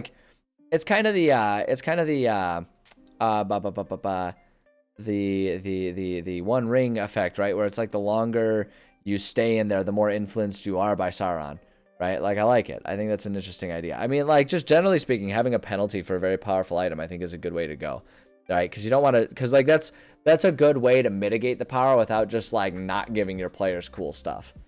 So I like that one. Make it a one if you want by making it keener sword.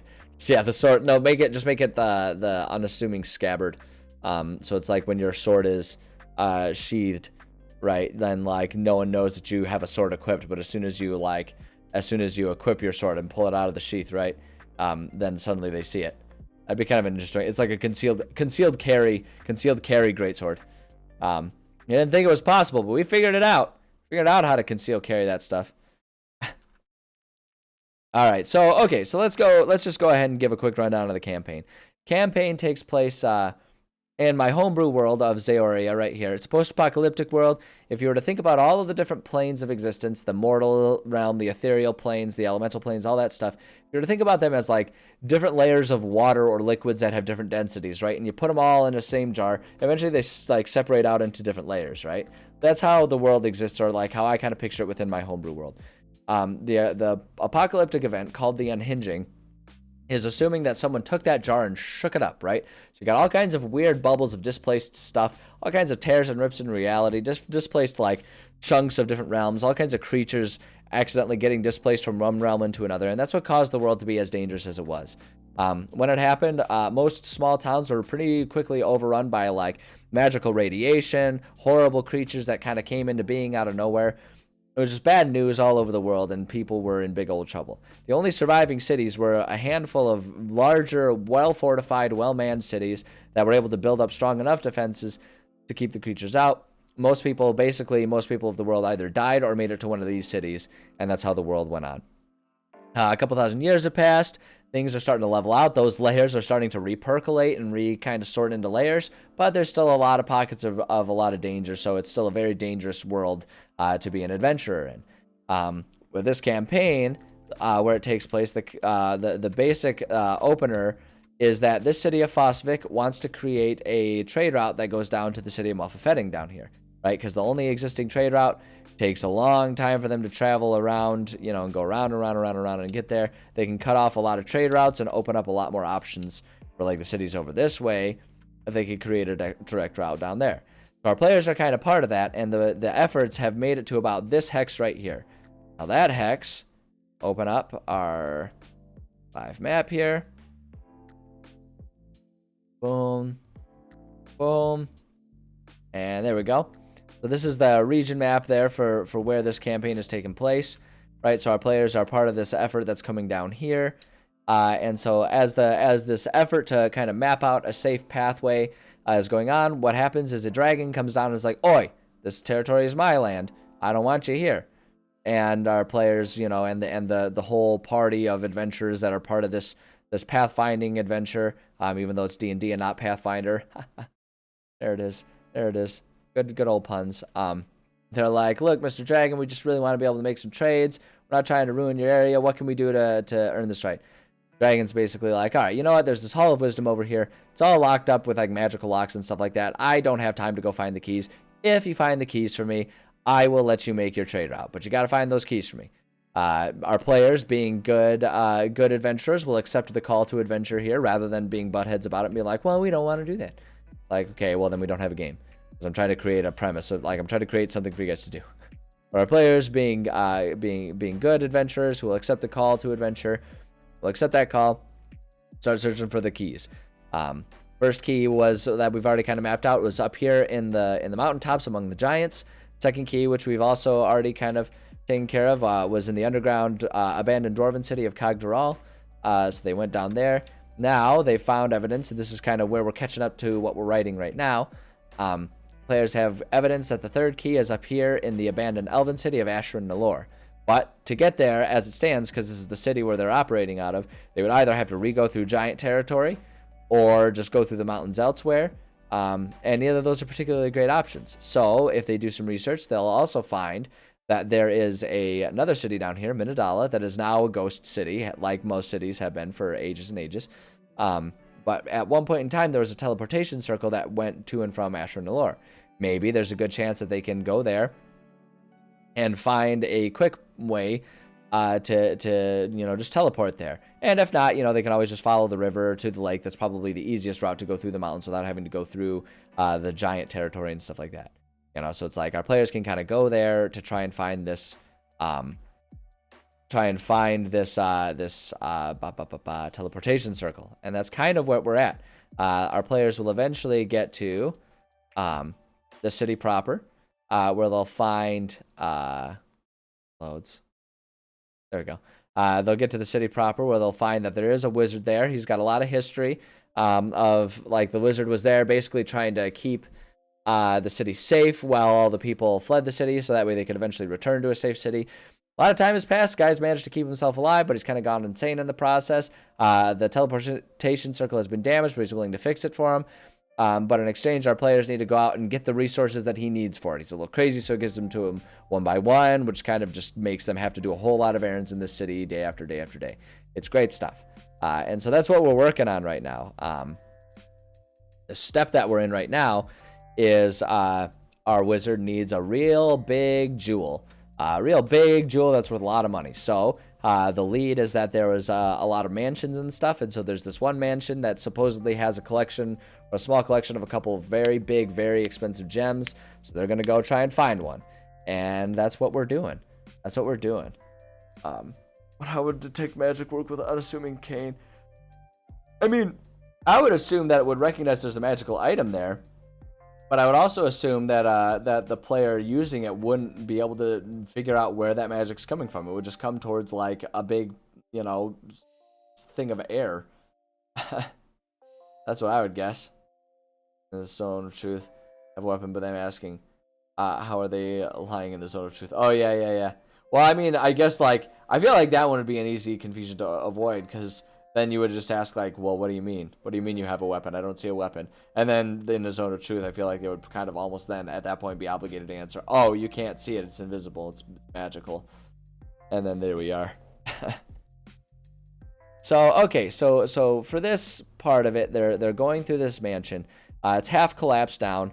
And it was formerly the mansion of some people who owned and bred, prize show horses and stuff like that. So when the people left, they left the horses behind, assuming that they would be taken care of for a week or two, while they were away. And besides, they couldn't take the horses with them because the city they were fleeing to was like, look, we barely have enough room for the people. You can't bring animals or livestock. So they just kind of had to leave the horses behind and hope for the best.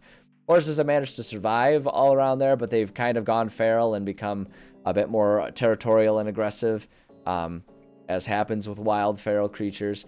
And so our players will quite possibly be dealing with battles with horses. And the horses have kind of made this, because the house, basically what happened is the top floor, half of the top floor, like this right over here, kind of collapsed the floor, the first floor below it, which makes the rest of the second floor inaccessible. And this part, even though it's on the level of the first floor, is like the second floor. And that's what kind of weird, wacky thing we've got going on here. But because a lot of the walls were destroyed, the horses kind of started making their way in, and they now use inside of the building as shelter. So there's a lot of horses wandering around in here, which I personally am in love with the idea. A little bit of suspension of disbelief is required for this, but hey, we're playing a game where you're magical, wizards and sword fighters that go around killing magical beings for the sake of finding magical gems, and we call it a game. So there's already a lot of suspension of disbelief going on here. But that's kind of what we're working on, and we've already written up the details for all of the rooms here. So what I'm hoping that we can do today, I'm hoping we can even finish it. I'm hoping we can finish. I want to decorate and finish designing all of the rooms, so that way this whole section is just kind of complete. So hey, you know what? That's totally fine. I appreciate you stopping by at all. Glad you enjoyed it. I like the ideas you got. It's good stuff. And yeah, we'll catch you next time. Thanks for stopping by. Appreciate you. Okay, we got another item here. Another item. Pouch of Greed. Just be normal pouch filled with money. We'll begin to realize the pouch is seemingly limitless coins. Real and will not disappear. Pouch will not allow you to dump it. Contains only as much as the regular pouches fill itself. Or attracts criminals, thieves, and bandits. Progressively increased frequency. If the owner wishes to be rid of it, must give 500 gold to. Okay, so must be given to another adventurer. Effects will be lifted. Fair enough. I think what I like about that one is the ambiguity about whether or not the danger is because it's magically causing the danger or just because word spreads that you have an unlimited money thing, and it's just the generalized greed of people that are causing the issues. Like, I think that's what I like about that one. I think there's a certain ambiguity about that whole situation that works there. Is what I like. It's like, is this like magically drawing people, or is it just because there's a whole lot of there's like word is spreading among thieves circles that this guy has a magical thing, giving 500 gold to less fortunate than the adventurer. Fair enough. I feel like that's an easy thing to do though if you've got like an infinite amount of gold, right? But yeah, like, I guess that's like you use the infinite amount for good, and that's like, it's like the satchel or whatever you want to call it is like, okay, all right, you did a good thing, so I'll stop bothering you. But no, I like the idea of, is it magically drawing thieves to you, or is it just the fact that you have infinite money that's drawing them to you? There's the question. That is the question right there. Okay, so we need to decorate this area, and we'll just kind of go room by room. But actually, no, before we get started, just because I've been, I work really hard to keep myself well hydrated, I need to run to the bathroom again. And you guys don't get to come with me because I do not get paid enough to do that kind of stream. I feel like Twitch would get mad at me too. We have to move to a different platform for that. And we can add that as a subscriber goal one day. If you're a subscriber, you get to come to the bathroom with me. But no, you don't get to do that today. So I will be right back. Drawn to you based on how much you see. Yeah, exactly. So it's like, I like that, because then it's like, it kind of becomes like, is it actually cursed, or is it just like a great item that like you overuse, and that's what causes the problems. But all right, yeah, I'm gonna run to the bathroom, and yeah, no, you guys just gotta wait here. I'm sorry, but I'll be right back. Don't worry, it won't be long.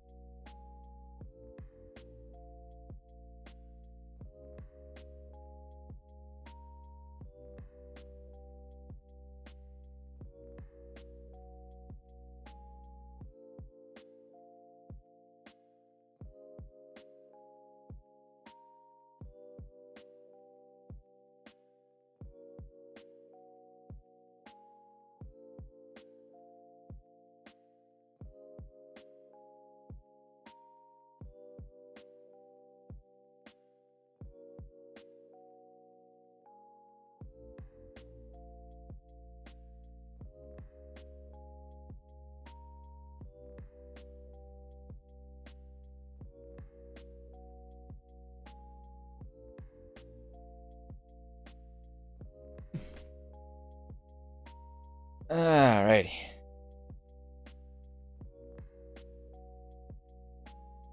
Yeah, no, I feel you, Xanderfell. Yeah, no, I think that's interesting. I like it. Okay, you guys, I'm gonna take you on a little bit of a journey. I'm gonna see if the camera angle, if I can get it to that. There. Okay. All right.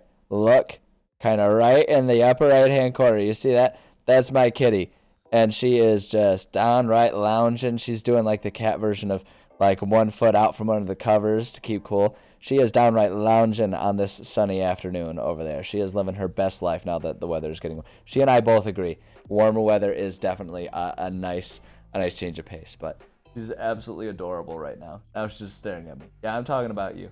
No, it's all good though. You're adorable. No, you're a cute little kitty. Yeah, she's really goofy. The ways that she lays down, like she's really good at just like lazing around and just laying in like positions that look like she just kind of went like, ugh, and like flopped down and just didn't care where her limbs were.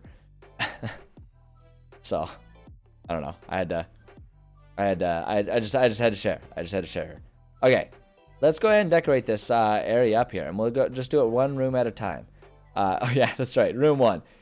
So, you know, as you can see, I like to give like nice detailed descriptions of the rooms that players enter in. You know, just so that way I can like paint a word picture by adding the flavor text there. And for room number 1, it's a kitchen. Really detailed stuff going on there. You can tell I was really in the mood to put a lot of effort in there. Maybe even took it a little too far with the details, so we might have to simplify things a bit. Anyway, we'll do like mess hall here. I'm hoping that'll have some good like kitchen cooking equipment type of objects for, or maybe not. Seriously, not gonna have like the stoves and stuff for mess hall. What other one would they? I mean, I guess I know mess hall is more so where you eat than where you cook, but like what other one do they have? Kitchen, military, office, tavern, town, water. Useless. Yeah, what about just in here? Nope.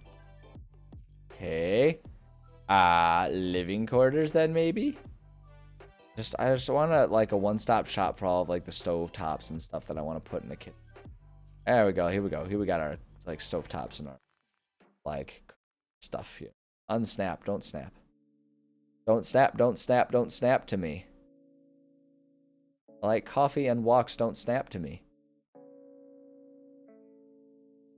That's just, we'll put like a nice big stove there, and then like a couple other. Hold on. We can design. We can do better than that. Let's see here. Call that a Russian stove. Very specific. Okay, we'll put like the Russian stove right there. Then we'll have like some of the other stoves. Zoom in, make it a bit easier to see what I'm working on. Alright, go like up right there. And then we can take one of these things. We can go like up right there. This is like a big mansion kitchen, so I'm not going to be afraid to go ahead and add lots of big things. We'll put that right there. Like a big oven. Yeah. And then, I don't know, maybe just like one other set of things. It's going to be hidden by the one there, but we'll put it there. So there we go. There's the kitchen there. And then we just got to like, on the backside. Backside. Applies like the butt. On the other side. Sorry. That was very childish of me. That's super childish, and no one came for childish. They want serious business. Wrong stream. If you want serious business, this is wrong stream. So we'll just like give them a line of tables and stuff of like workspace.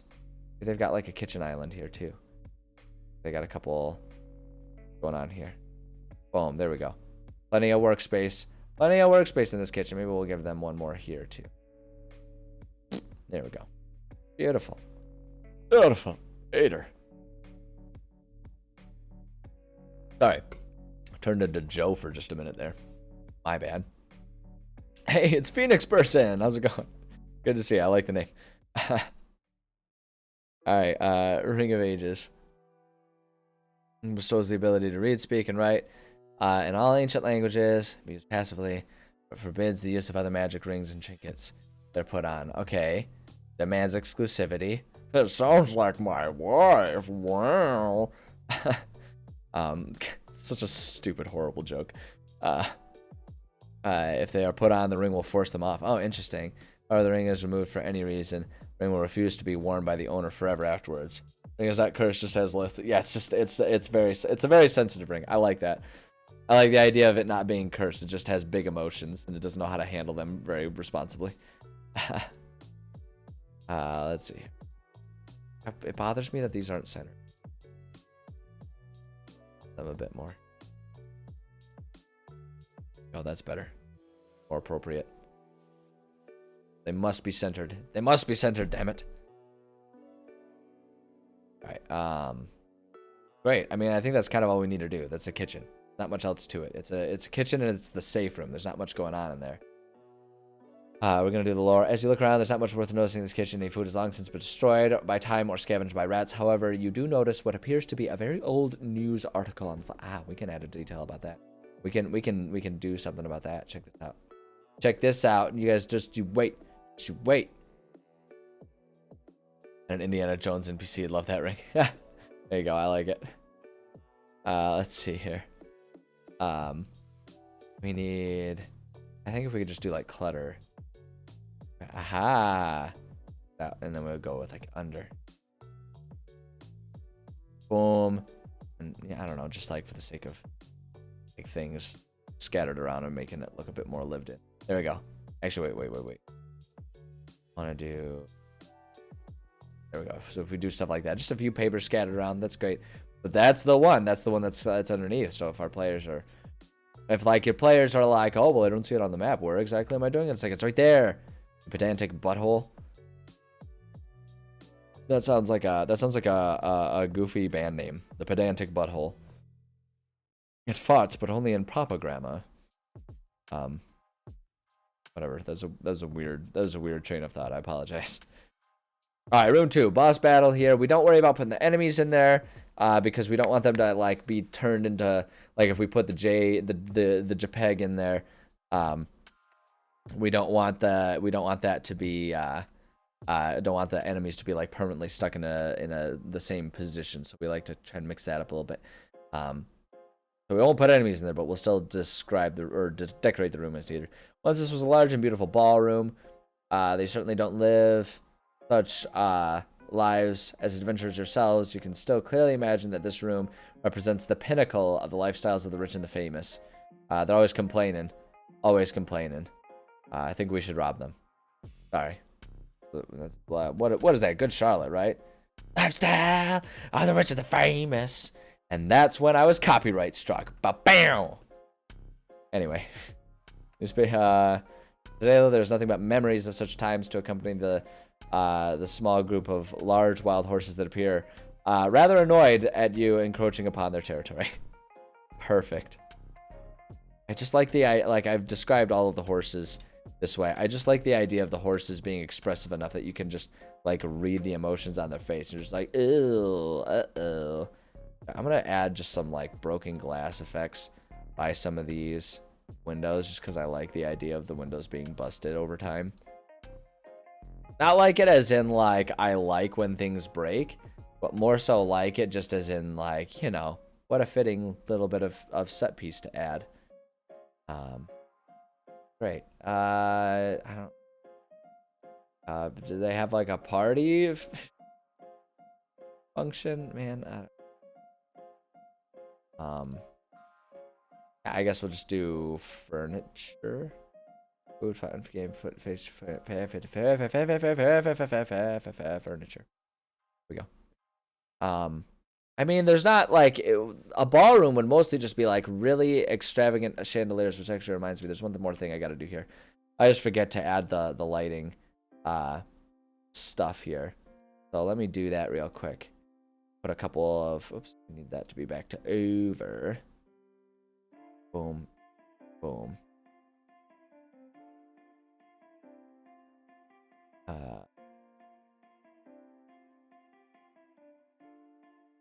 There we go. Perfect. So we'll just set those up there, and then we'll add a bit of a lighting. There we go. There we go. I know it's a little unrealistic for it's a little Skyrim dungeon-esque for like a place that's supposedly been abandoned for centuries to have active light going on, but I just find it's easier for players to sort of see and understand the world they're in. Because I use a virtual tabletop, I use Foundry to run my games with my players. That's how we're able to play weekly, even though we all have busy lives. Is we all just have to sit down at our computer rather than drive to a buddy's house once a week. But yeah, it's a lot easier to for them to be able to see the light or see the maps, because the maps have dynamic lighting and everything. It's just a lot easier for them to sort of see all that and understand what's going on if I provide the light, because it'll like keep in mind their like dark vision and stuff like that. And it's like it kind of automatically treats places that have what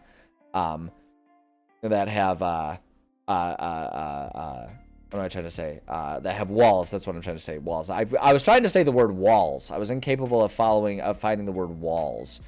Um, but yeah, places that have walls, it automatically treats them as like deep dark caves, and it's like that's not really what I'm going for. Not every place needs to be pitch black.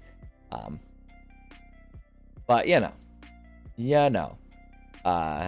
so Phoenix person followed again. The follow buttons are kind of wonky, aren't they? Let's see. I appreciate the enthusiasm. I know this area is gonna have like some pretty lavish, more lavish style chandeliers, as the rich will like to do. But we'll put those right here, and there would be more right there. But that part of the house got all crumbled, so we're not gonna do that. It got crumbled like a sad cookie. It was kind of a weird comparison there. I don't know where that came from. We need our light tool here. Oh, is it first time following? I thought I saw I gave you again. Maybe I'm just a crazy person. Maybe I was just really hopeful. Either way, I think I appreciate you being here. All right, let's see here. Get ourselves some light going. Boom, boom, boom, boom, boom, boom, boom, boom, boom. There we go. There we go. We get those lights going in there, and then that's the crumbly area. Okay, all right, what do you got here? Book of Memory. Like a regular spell book, however, doesn't contain spells. Will not work on it after possessing it for a few hours. One will lose memories of the past. And if the book is opened, the memories will be written out in explicit detail. Only take secrets, things that people would rather not tell others, confessing the truth. This book sounds like a real gossip. Using the truth of those secrets to others will cause those written memories to vanish and return to the owner's mind. All right. Those secrets are told. The book itself will vanish from the owner's possession and reappear somewhere else in the world. Interesting. All right. Fair enough. I like that it's basically just a little rabble rouser. Like it's just there to cause chaos as secrets are revealed, and then it just kind of like just kind of pieces out. It's like, all right, well, my job is done. Everyone's real mad. See ya. My head's out. That's what my first thought of it is, and I like it. All right, so let's see here. So we got that. Let's get let's go ahead and get okay, we gotta decorate a ballroom.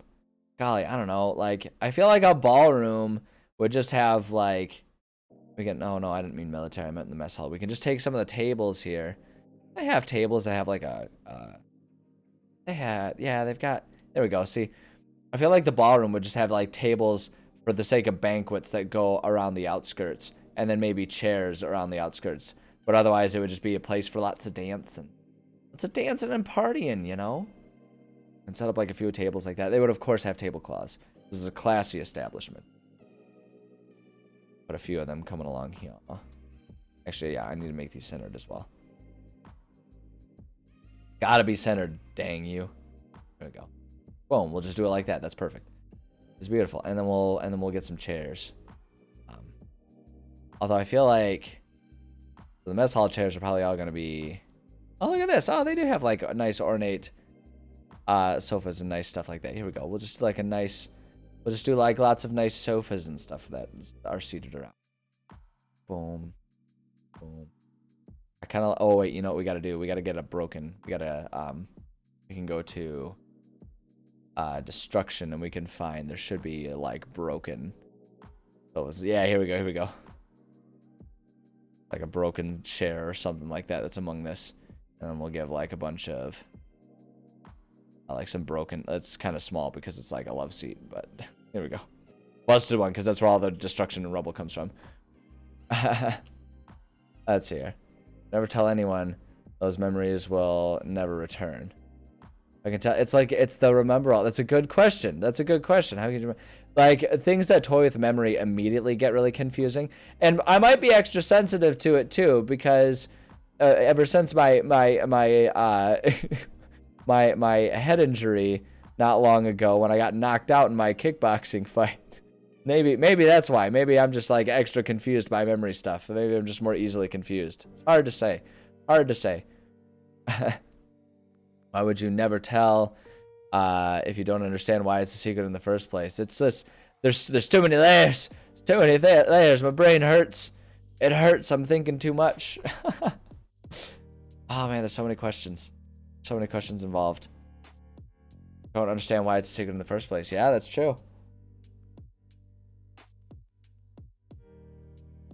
Oh man, you're weaving webs of confusion and secrets and lies.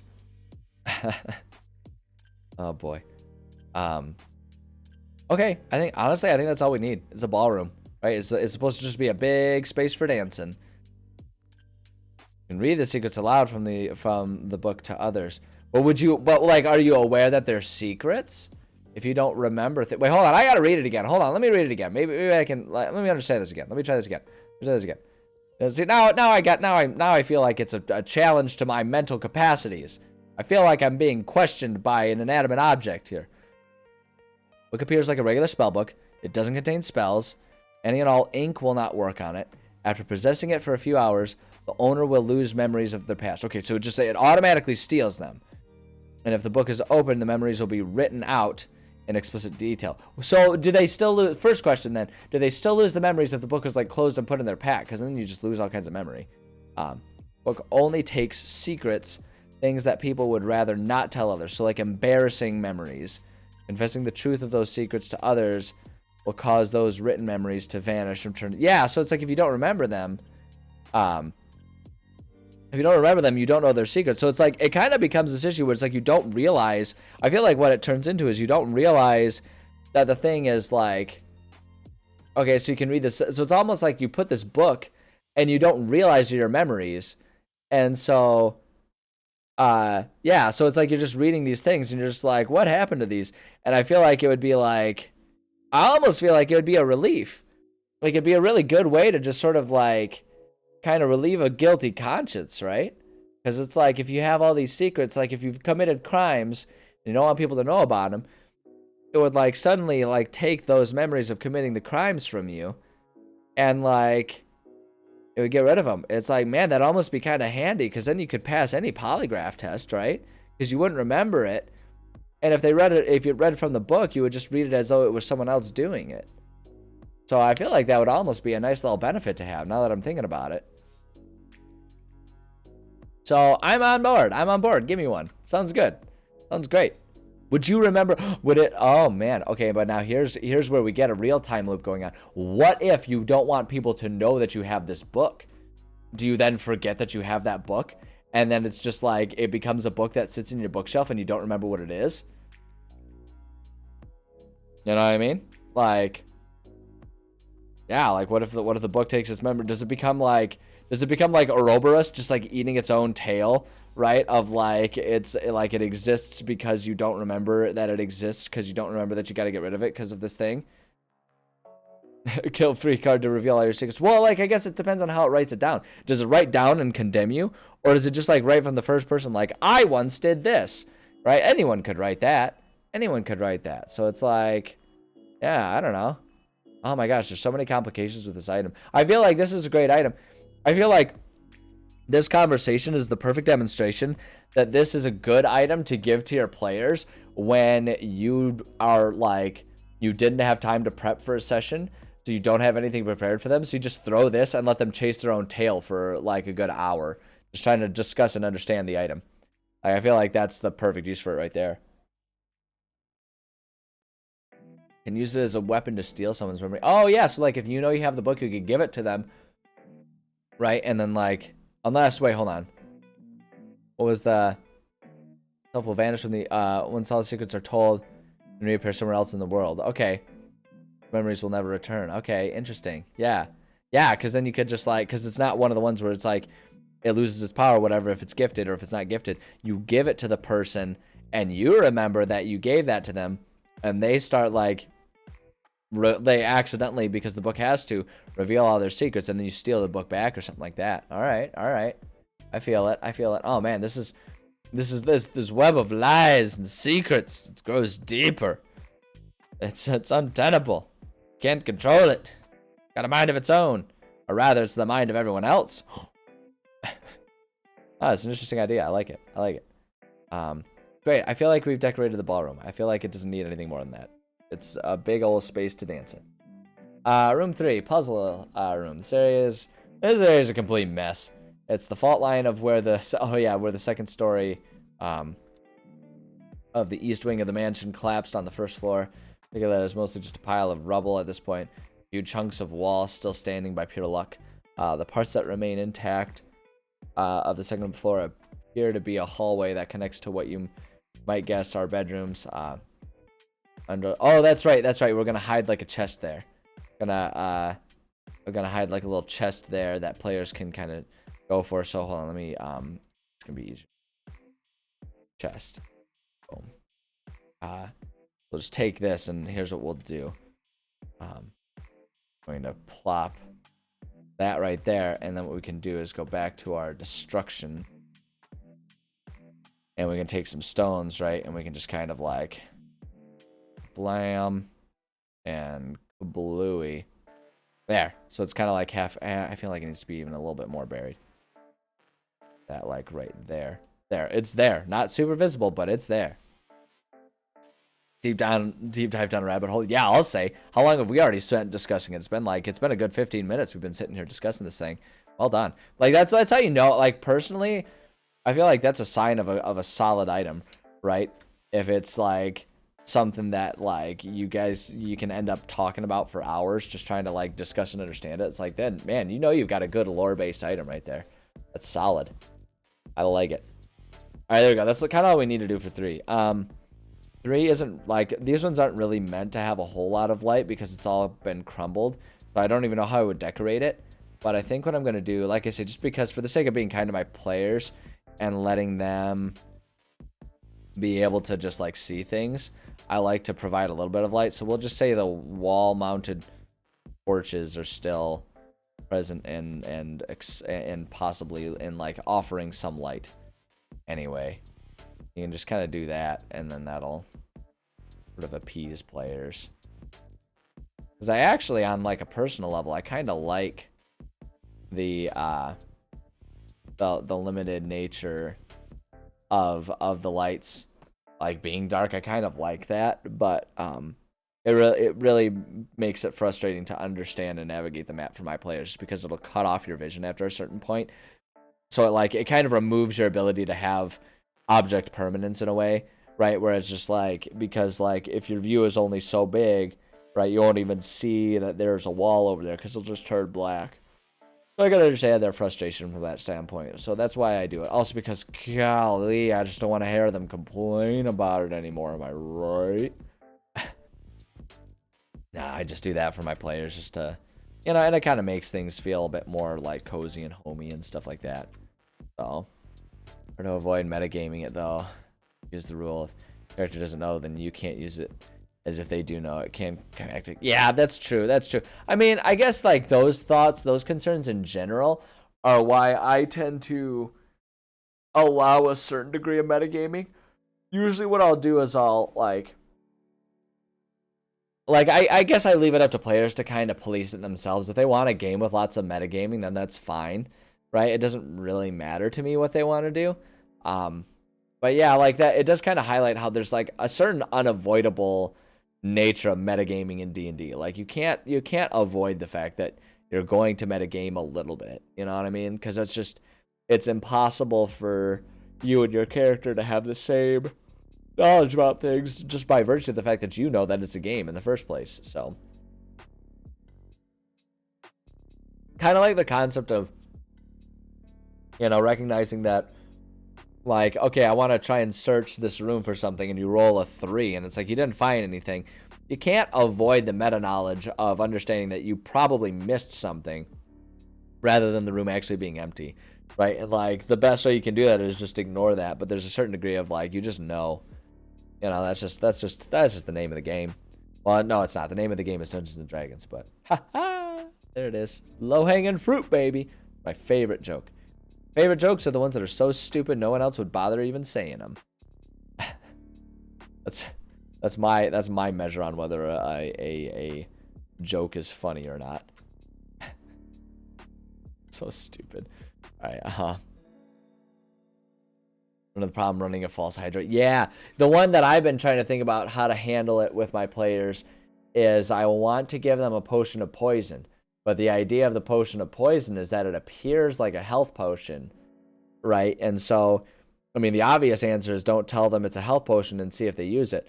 But what if they find it and they don't drink it right away?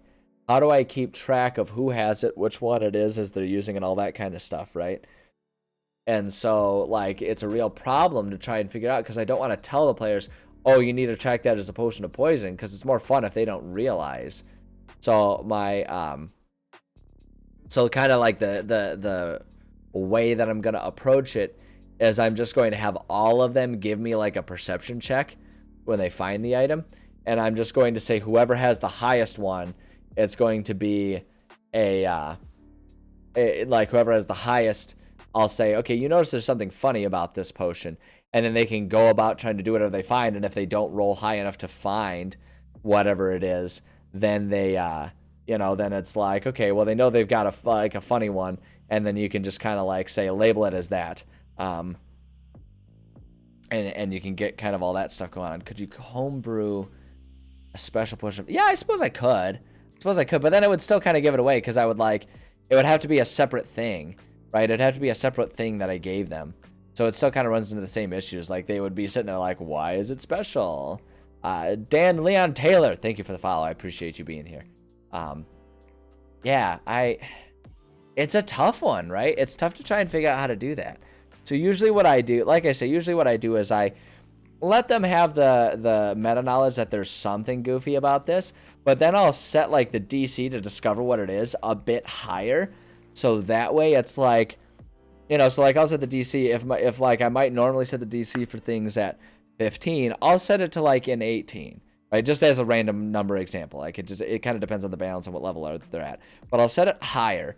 So that way, if they still roll fairly well, like if they roll a 16, they might think like, oh, that's probably getting some good information. And I can just say like, I mean, it seems a little weird, but you can't really figure out why, and then like that kind of gets them to a point of like, oh, well, should we still try it? So it's like, it becomes less about making them accidentally drink it because they don't realize there's anything wrong with it, and more about them thinking like, trying to get them like, determining the difference about whether they as players think like, oh, it's different in a bad way or different in an innocuous way, right? Because those are different things. And if it's different in an innocuous way, then it's like, it's not like they're going to be like, oh, I believe that this is a normal health potion, so I'll drink it as such.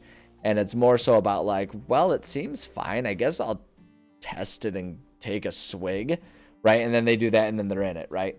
So it's like, that's the best way I found, but yeah, it's tough. Potion have the ability to slip into a scenario where it is used. They pick up the potion, let them add it as a regular health potion. From then on, whenever they consume a health potion, let them roll a dice. Remember if they drink the regular one or if they don't drink the special potion. Yeah, I've thought about that. I definitely thought about doing it that way too. Because that was my initial thought, was like I could just like do a random thing where they randomly do that.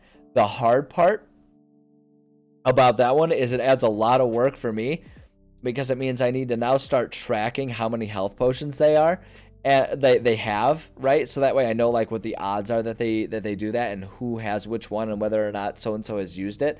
So I have to start tracking things. And the other thing that's hard about it is because I haven't been doing that, I would need to ask them more specific questions about who has which potion, like, oh, who grabbed that potion, who grabbed that potion, right? And so it's like you could do it that way, and so that kind of tips them off. And then the only other way to do it is just keep track of like, okay, I know the party has grabbed 2 of these, so just anyone in the party when they use a health potion, you roll the odds, like you just roll on the chance that they used that one. So you could just kind of do it that way. But it makes it kind of tough because then they're always questioning like, oh, when did we pick it up and stuff like that, which I guess is kind of there. So it's like, I think that's the best way for it to work out. The only problem I have with that one is that one then almost swings it too far in the always keeping it a secret, right? And it's like, it's possible that there's someone who is, especially when we're talking about health potions, stuff that people like throw back all the time. It's like, suppose you drink Folgers coffee every day of your life. Every morning you're drinking Folgers coffee, right? Like, I'm describing my dad for you here, so just like, I'll bear that in mind. So don't make fun of him. I'm just kidding. But it's like, suppose you're my dad, and you drink your Folgers every morning. You drink a whole carafe of just like Folgers coffee. It's the same coffee. You've been buying the same coffee in the same package for the past 20 years. Then you drink that. And then suddenly someone switched it, and put Maxwell House. You'll notice that the blend is a little different. You'll notice that the smell and the taste is a little different, right? So it's like, by having it be completely random, it kind of takes away the option for players to be like, oh yeah, we drink health potions all the time, and they pull one out and they're like, this one's color is a little off, right? If there's someone who's particularly observant and suspicious, they might catch on to that. And I suppose you could still, but now I'm questioning my questions, because it's like, suppose you do just randomly say, like, okay, I know there are two poisons, right? And every time they use it, you roll it. And then you can just like check. Yeah, that's right. That's true. You could use the passive perception. That's actually exactly where I was going with it, right? Because then it's like, you could just have it be check where their passive perception is. The problem I have with passive perception is it is so similar among players that it doesn't actually like, I feel like it kind of makes it so that it's like everyone it almost makes it so that everyone would have like the same capabilities, right? I mean, it's not exactly the same, but it's so close. Now, I don't know. It's a conundrum. And I guess it kind of depends on how realistic you want to be about where that potion came from and like tracking it and who had it, and versus just saying like in general, they have a bunch of health potions, right? And they found those. Because then again, it kind of comes to, who cares if it was originally in a room and they wanted to distribute those potions to do different people than the person who ended up rolling to use the poison, right? Like, yeah, then it would be like, if you really wanted to track it, it wouldn't make sense. But like, your players aren't going to think about that, especially if they don't use it immediately. So I suppose it could work. Just fine to do it that way. Like, it would, like, I guess the reason that I don't think about that immediately, and the reason that the idea like super initially rankles me a little bit, is because I really like the details. Like, I'm a detail oriented person when it comes to D&D. I like crunching the numbers specifically. I like keeping close track of like components and stuff like that. I like that kind of stuff. So, it kind of bothers me to just sort of let something be 100% not trackable. But I think that it would be fine to get rid of it. The only other problem with that, though, is if you want your players to potentially identify what it is and be able to use it themselves. And that's one thing I like for my players to be able to do. If they find something that was meant to be a weapon against them, I think it's great when they use it against others, right? So like, that does take away that possibility. So that's a flip side to have to think about. I don't know, there's a whole lot. Xanderfell, you're opening up with Flesh Key, and I'm immediately very uncomfortable with this. I'll read it, but you're losing me from Title 1, my man. Looks nothing like an Ordinary. Has fleshy bits that are pulsating. Oh man, my god, man. You're losing me. This is swiftly turning into like the Fly level, like the Thing level, like rubber suit disgustingness. Pulsating, and some parts of it look like bone. Ugh. When hold on. When picked up, it becomes owned. The owner encounters another person.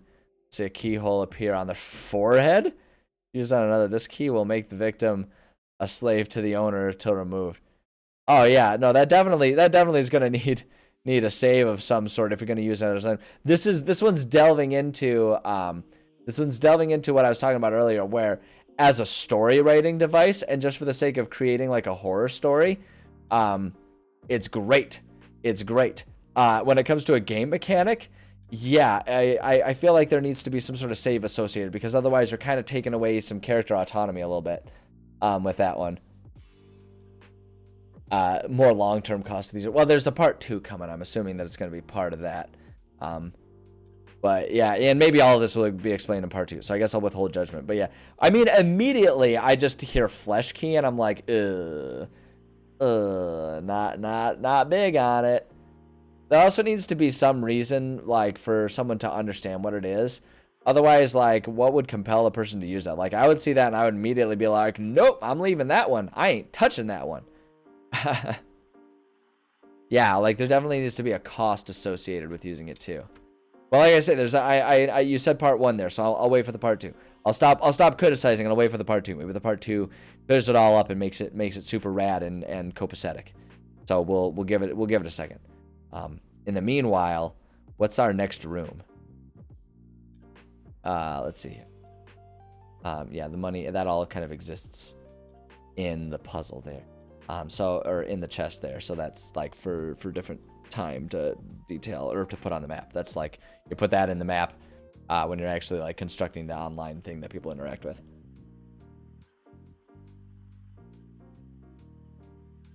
Here through the busted wall of this room was the second story. You notice a few horses lounging around inside what are the remnants of a rather lavish bedroom. A couple of them look at you intently. They don't seem interested in coming after you, but they also don't look that interested in sharing their space with you. Okay, there's going to be a letter on the nightstand. Okay, that's all we got to do. Okay, so this is pretty simple. We just got to make a bedroom. We're going to make things a little like disheveled because this is supposed to be on the second floor. That the first floor collapsed and the second floor just kind of went like bleh, and like pancaked on it. Okay, all right, part two. Let's see it. Let's see what we got. Well, the key will pierce the victim's brain, killing them instantly. Okay, well, okay. Words. It is fed. The key will send the victims to the owner's mind. The only way this key can be gotten rid of is to confess your crimes. While afterwards, the key will vanish as the screams will be gone. It will appear on the forehead. It will make the victim a slave to the owner. So remove. Okay, so it gives you okay. Yeah, I feel like again, I don't know. I'm gonna go ahead and say it. I don't know that I'd want to use this one in my game. I think there's some cool stuff to it. But like I said, I think it's a really cool storytelling device as a game mechanic. There's yeah, that's a pretty intense item for a game mechanic, I would say. Yeah, like there would definitely need to be a save associated, otherwise the thing is incredibly OP. Because it's just like, you see any enemy, you see any boss, and you're just like, you pull that out and there's a keyhole, and you just got to get close enough to put it in there, right? So it's like, there definitely needs to be some sort of save associated. Like, I feel like there would be a combined thing of there being a save, and then as well as like a successful attack roll or something like that. Yeah, I think for storytelling, it's really cool. In terms of mechanically balanced and letting my players use it. I don't know. Maybe I'm still just cringing at the term flesh key. Ugh, gosh, it sounds dirty. It sounds dirty and bad. Finding a way to get rid of it. Like, the more it is used, the more the user's body psyche shifts. Yeah, definitely. That's the other thing. Like, it definitely needs to be some sort of severe penalty. I mean, we're talking about like an insta-kill enslavement thing. Like, that's really overpowered without there being a severe drawback. I agree with that. There definitely needs to be a serious drawback to using that. Okay, let's see here. So let's just like decorate this bedroom. I want to make everything kind of a little disheveled and a little chaotic. Here, I feel like this bedroom, it's a lavish bedroom, so it's gonna have like its own little reading area, but everything needs to be kind of thrown out of whack a little bit here. Do that, and then let's see, does it give us bookshelves? It better give me bookshelves. Where are those bookshelves? Where are they? Oh, it's definitely Lovecraftian idea. Definitely Lovecraftian idea. There's no doubt about that. No doubt about that. Let's see here. Go ahead and get a bookshelf here, but I feel like the bookshelf... Actually, you know what? I want to do like individual bookshelves. There we go. I want to do individual bookshelves so I can make them a little off-kilter and stuff. Boom. And then I really wish there was like a face-down bookshelf option. Boom. There we go. Bookshelves a little off-kilter there. put up like some dressers and wardrobes, some chiffon-robes, if you will. I know I will. I feel like actually a desk would be fine. And actually, I'm gonna use the desk as like a nightstand thing, as like nightstands, and then we can put like our robes and stuff there. Oh wait, hold on. Yeah, let's just put the big old cabinet there. Big old cabinet off balance, off kilter. Yeah, just like a bunch of stuff that's just off kilter. I think that makes the most sense to do that. I need to find the lighting. That's probably gonna be quick. Do it here. Like the idea of these guys having like big, filthy, stinking rich, like very elaborate things. Homebrew item saw a while back. Hearing of Madness made out of an aboleth spine. Like a regular key. Can open any lock eventually. When we it slowly turns the holder into an aboleth. It's be removed by a remove curse before then. Okay, yep. Yeah, like those. That's another one, and this is probably just me and my style of DMing and the type of game that I run with my friends. I would definitely be including a lot of options for identifying that before you yourself start like converting into something. Just because I'm always nervous, and this is again like my style and my approach, and maybe I'm being a little overly sensitive to it. My concern always with things that like turn one person into something else or something along those lines, I really don't like as DM taking away agency from my players and their characters, right? Like I really don't like saying, oh, your character has done this or this happens to your character. I mean, it's one thing if there's an item that they use that will turn them into stuff. But just in general, I like there to at least be warning so players can try to find a way to counteract it. So I guess you could argue that like if you start noticing like changes in them turning into the aboleth, you can do that. But I don't know, just something about it. It makes my initial reaction to be like, because like, and I think maybe part of it too is just conflict avoidance, because I know people get touchy about that with like their characters. They don't like when their characters like agency and existence is taken from them. But I don't know, that might be that's I feel like that's really delving into my personal style as opposed to is it a good item or not, and so I think that's kind of the thing of it, is it could very well be just like my personal taste and style. So yeah, the magic you won't be that I was the owner trapping the soul within it. Maybe victim the key has fed on. Man, oh man, you're talking about you've got some very your items. I mean, they're Lovecraftian, no doubt. You're definitely nailing the Lovecraftian thing, but they are definitely a like there's no middle ground. There is, you use this thing and you are fucked. Which I suppose depending on the game you're trying to run, that's great. I think it just depends on the game. Well, there's a reason why I don't allow the Deck of Many Things in my campaigns, too. As someone who loves chaos, Deck of Many Things pushes it for me. Because, like, the Deck of Many Things, like, I don't, like, insta-kill. I don't like things that just, like, insta-kill characters. Like, I suppose there's the warning that, like, oh, the Deck of Many Things could cause this to your character and stuff. But I don't know. I like there to be a build-up. Like, if something really bad is going to happen to my players, I like there to be a build-up so that they can understand that it's happening and have the chance to avoid it. Because, like, to me, it's more interesting if the campaign takes a pause to avoid an issue rather than it just happening. And I think that's just my approach. After the changes become more and more visible for you. Okay, yeah. This is only with the party that would be okay with that kind of gameplay. Yeah.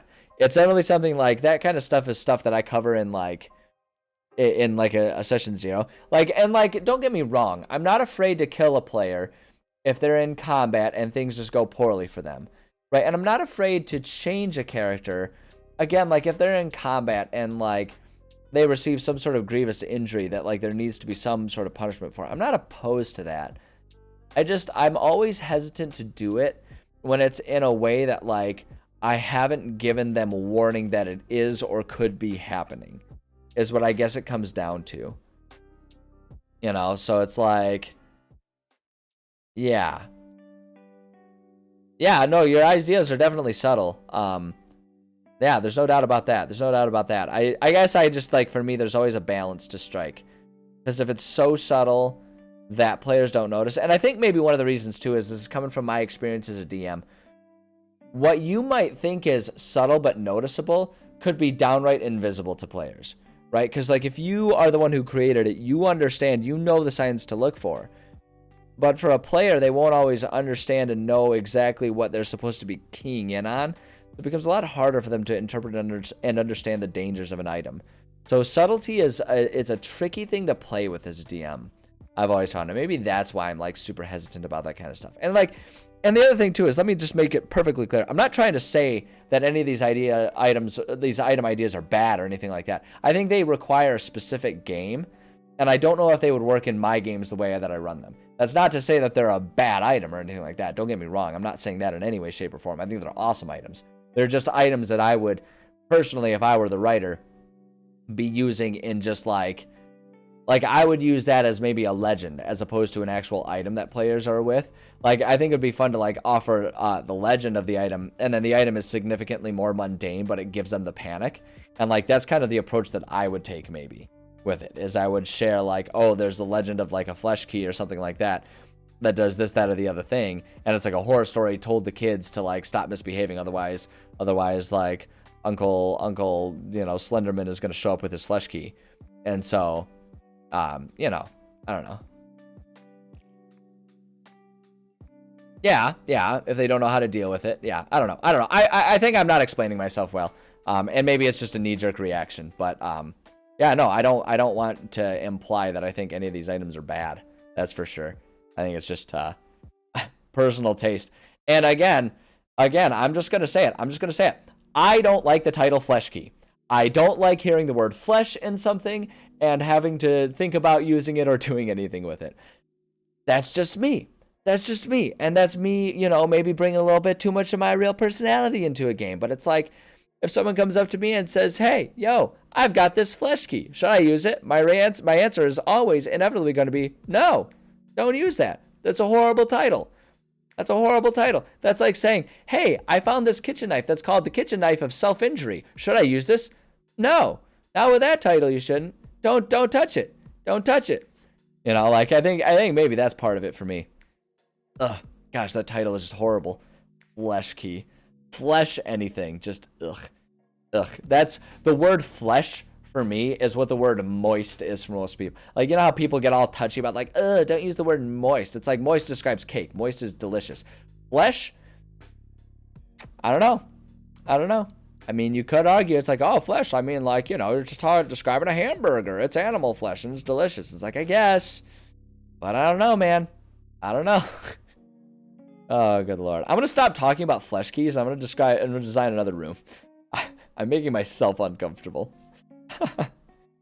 Let's see. Being in this room, you see what must have once been a young child's room, though still lavishly decorated. The colors are pastel yellows, blues, and pinks of a toddler, still enamored with fun toys and bright colors. Don't get me wrong, I like a good horror movie, but I don't know. I feel like for me, I like a horror movie exactly because they make me very uncomfortable. So I like to not sit here and dwell on them.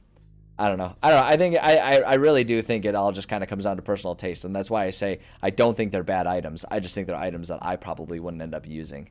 But I think that's just a matter of personal taste and what you're after and how your writing style is and all that kind of stuff. And that's the beauty of D&D, is there's room for all of it, right? There's no right or wrong. It's just all people doing what they want to do. And I think that's awesome. But I would never take a man's flesh key from him, even though especially because I don't want it. I would never take a man's flesh key. I need to make this more of like a pastel color, right? Because it was like meant to be a little kid's room, so I'm gonna make it blue, so it's like a little visually distinct from everything else there. And snap it to the and boom, there we go. Look at that. It's like a kid's blue carpeted room. There we go. Great. Now I need to make a kid's room, I guess. Go back to living quarters. We'll do a bed, but we got to change the color. We'll do a bed, but let's make the color, I don't know, let's do like this, like yellow.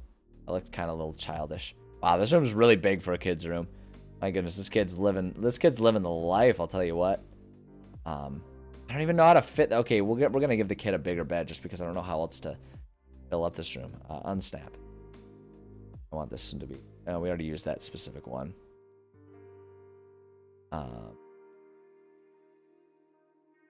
It needs to be uncapped. There we go. That's kind of like a bigger bed. A broken bed. I don't know, man. I don't know what to do. There. Screw it. Whatever. It's fine. It's fine. It's fine. It's fine. We'll do that. Kind of just want to leave like a bunch of clutter around, right? Like that kind of makes the most sense for like a kid's room. Yeah, let's finish doing like the furniture and stuff around.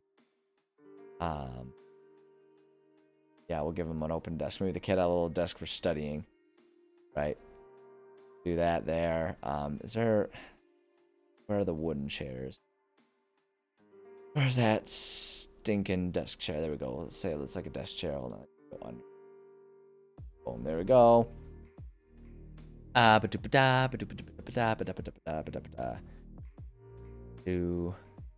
like a bunch of toys. So like, look at, okay. Seriously though, I say this every time, but seriously, these cards are huge. Right? Look at the size of this. Look at the size of this. Right? There's a 5-foot square. This is like a 1.5 foot tall card. I think it's huge. Ridiculous. I don't know why they sized them like that. I'm making this half size. There we go. That looks like a more appropriate deck of cards. It's like been spilled out. We'll put it down there like it's spilled off the desk. There you go. My first film where I deliberate and make themselves really obvious without care. They are, Pinhead says, explorers. Further reach the expanse. There's some angels to others. Okay. Alright, interesting. Interesting bit of lore there, I guess. Let's see here. You need to put in like a desk or something. Oh, here we go. Check it out. We can do like an open toy chest. Make that. That's perfect. Make like an open toy chest that had some stuff spilling out of it here. And go to like clutter eventually. So we'll do that. We'll put like a nice chef robe. I feel like it needs to be. There we go. We'll give the kid a bar. The kid had a bar. No. Kid had like a chef robe there. We'll do that. It's a waste of good suffering. Man, yeah, you got a thing for your horror there, man. I'll tell you that. You've got the flavor for it, and you know how to recreate it. That's for sure. Well, not recreate it, you just create it.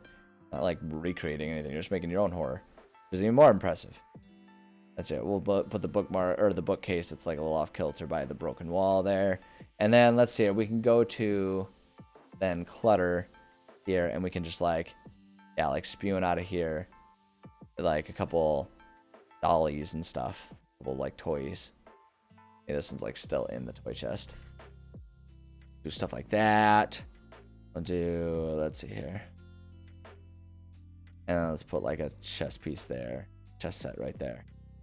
I like that they gave us like chess pieces and they're just like really blown up pictures of the circles on there. Like, what a strange item to specifically provide us. There you go. It's a little empty for a room, but whatever. It's fine. It'll do.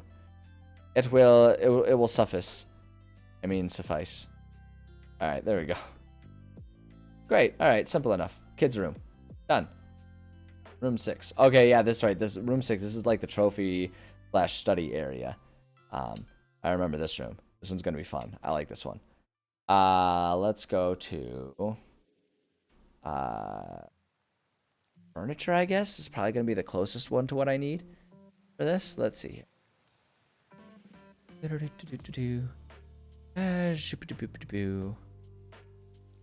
I mean, it's a study, so I'm gonna put some chairs, but I really want to get some bookcases going first. This room's gonna have lots of bookcases. Is kind of the point of it. I don't think that one's gonna fit anywhere there, though. No, those are all too big. They're just too big. I need the singular. We can do like the way I'm gonna try and do bookcase, because there's gonna be like a display case, display, and then like a display case in the center there. So we can put bookshelves in all of these places here. There we go, because we can put the display cases, and then we can put like a bookshelf right there. There for our study. And I feel like there's going to be like some tables or some desks or something like that. Because it's, you know, it's a study. We can put like a desk right there. Like a desk right there, and then maybe we'll put like a couple tables around. Right, so that could be used for studies. And then we'll also put some like lounge chairs and stuff like that for people to just like sit and read in. Throne. Reading throne. I kind of like the idea of like the sofa. I guess I'm not gonna do that. Let's see. Let's do.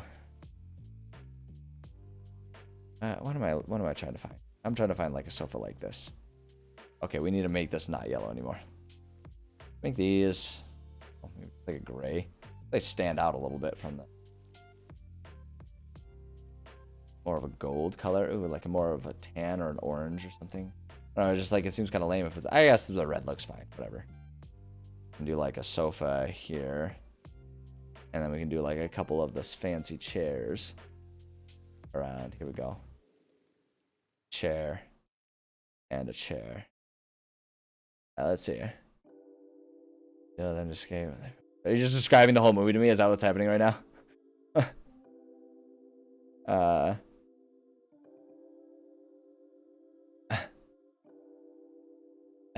Wow, that's definitely some violent stuff. Spoilers if you haven't seen it, though. I think that's fair, considering those movies are not brand new movies. Okay, let's see. Let's get. I need to get just some like desk chairs and stuff going here. That's what I'm looking for. These chairs here, we'll put those at the under. So there'd be like a chair there. Maybe each of these. Chair. Chair. Chair. And like a chair or something like that. 1987. Yeah, that's... Golly, that's almost 40 years ago at this point in time. That's 35 years ago. Oh, but that's a lot of years, isn't it? That's a lot of years. That's a lot of years. Okay, let's see. And I need to also just have like some sort of like display pedestal or something. Like I'm gonna do these because these look kind of like display cases. It's not exactly a display case, but that's kind of the vibe that it offers. Boom, boom, and then one more like right there. Boom, and there's the display cases. There's our study, and that's where like our final item is gonna be. So great. All right, yeah, we're making good progress here. I need to run to the bathroom again, and like I said before, you guys don't get to come. I'm sorry. I know you guys probably want to, but we're not there yet. Like, I like you guys, but not that way. So, like, you know, I'll run to the bathroom. I'll be right back very shortly. Sit tight, and we will try and finish decorating this map here today.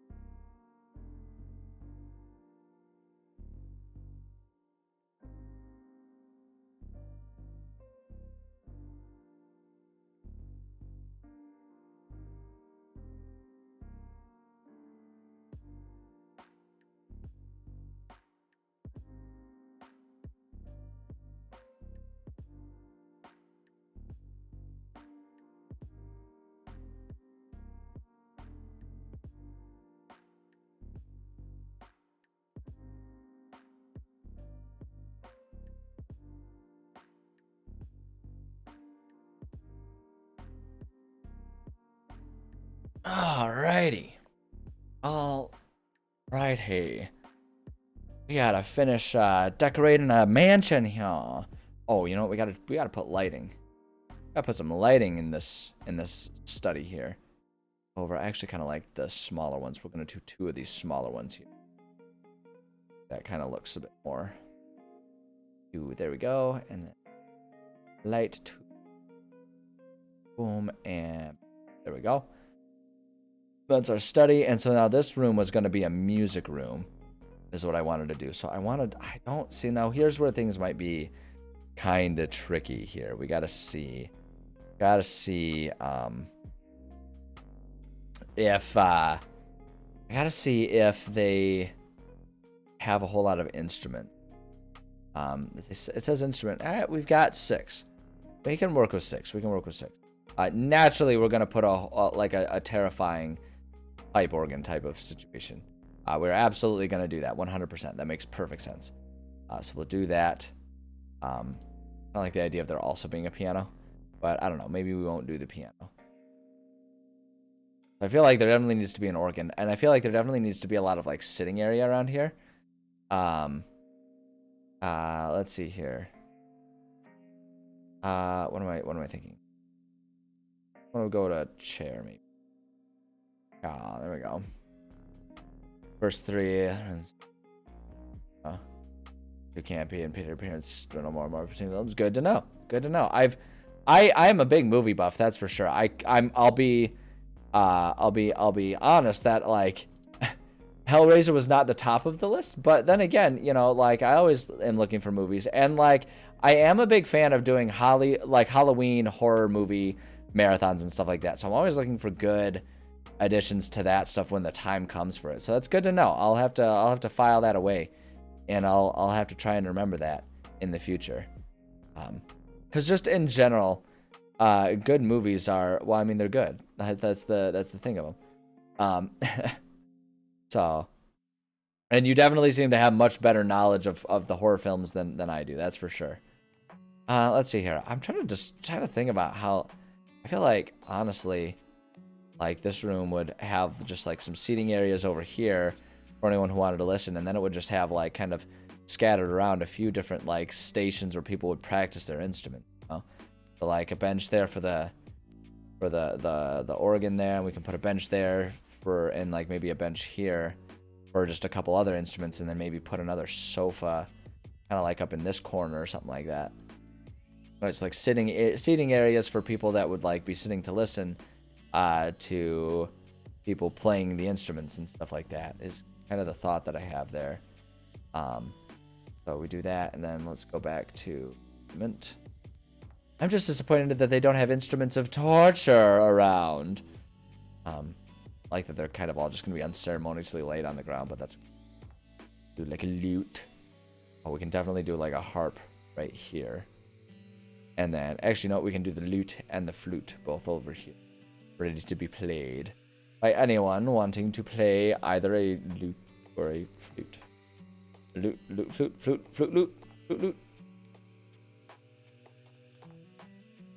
Flute Loop, my favorite cereal as a kid before I could properly say my R's. Okay.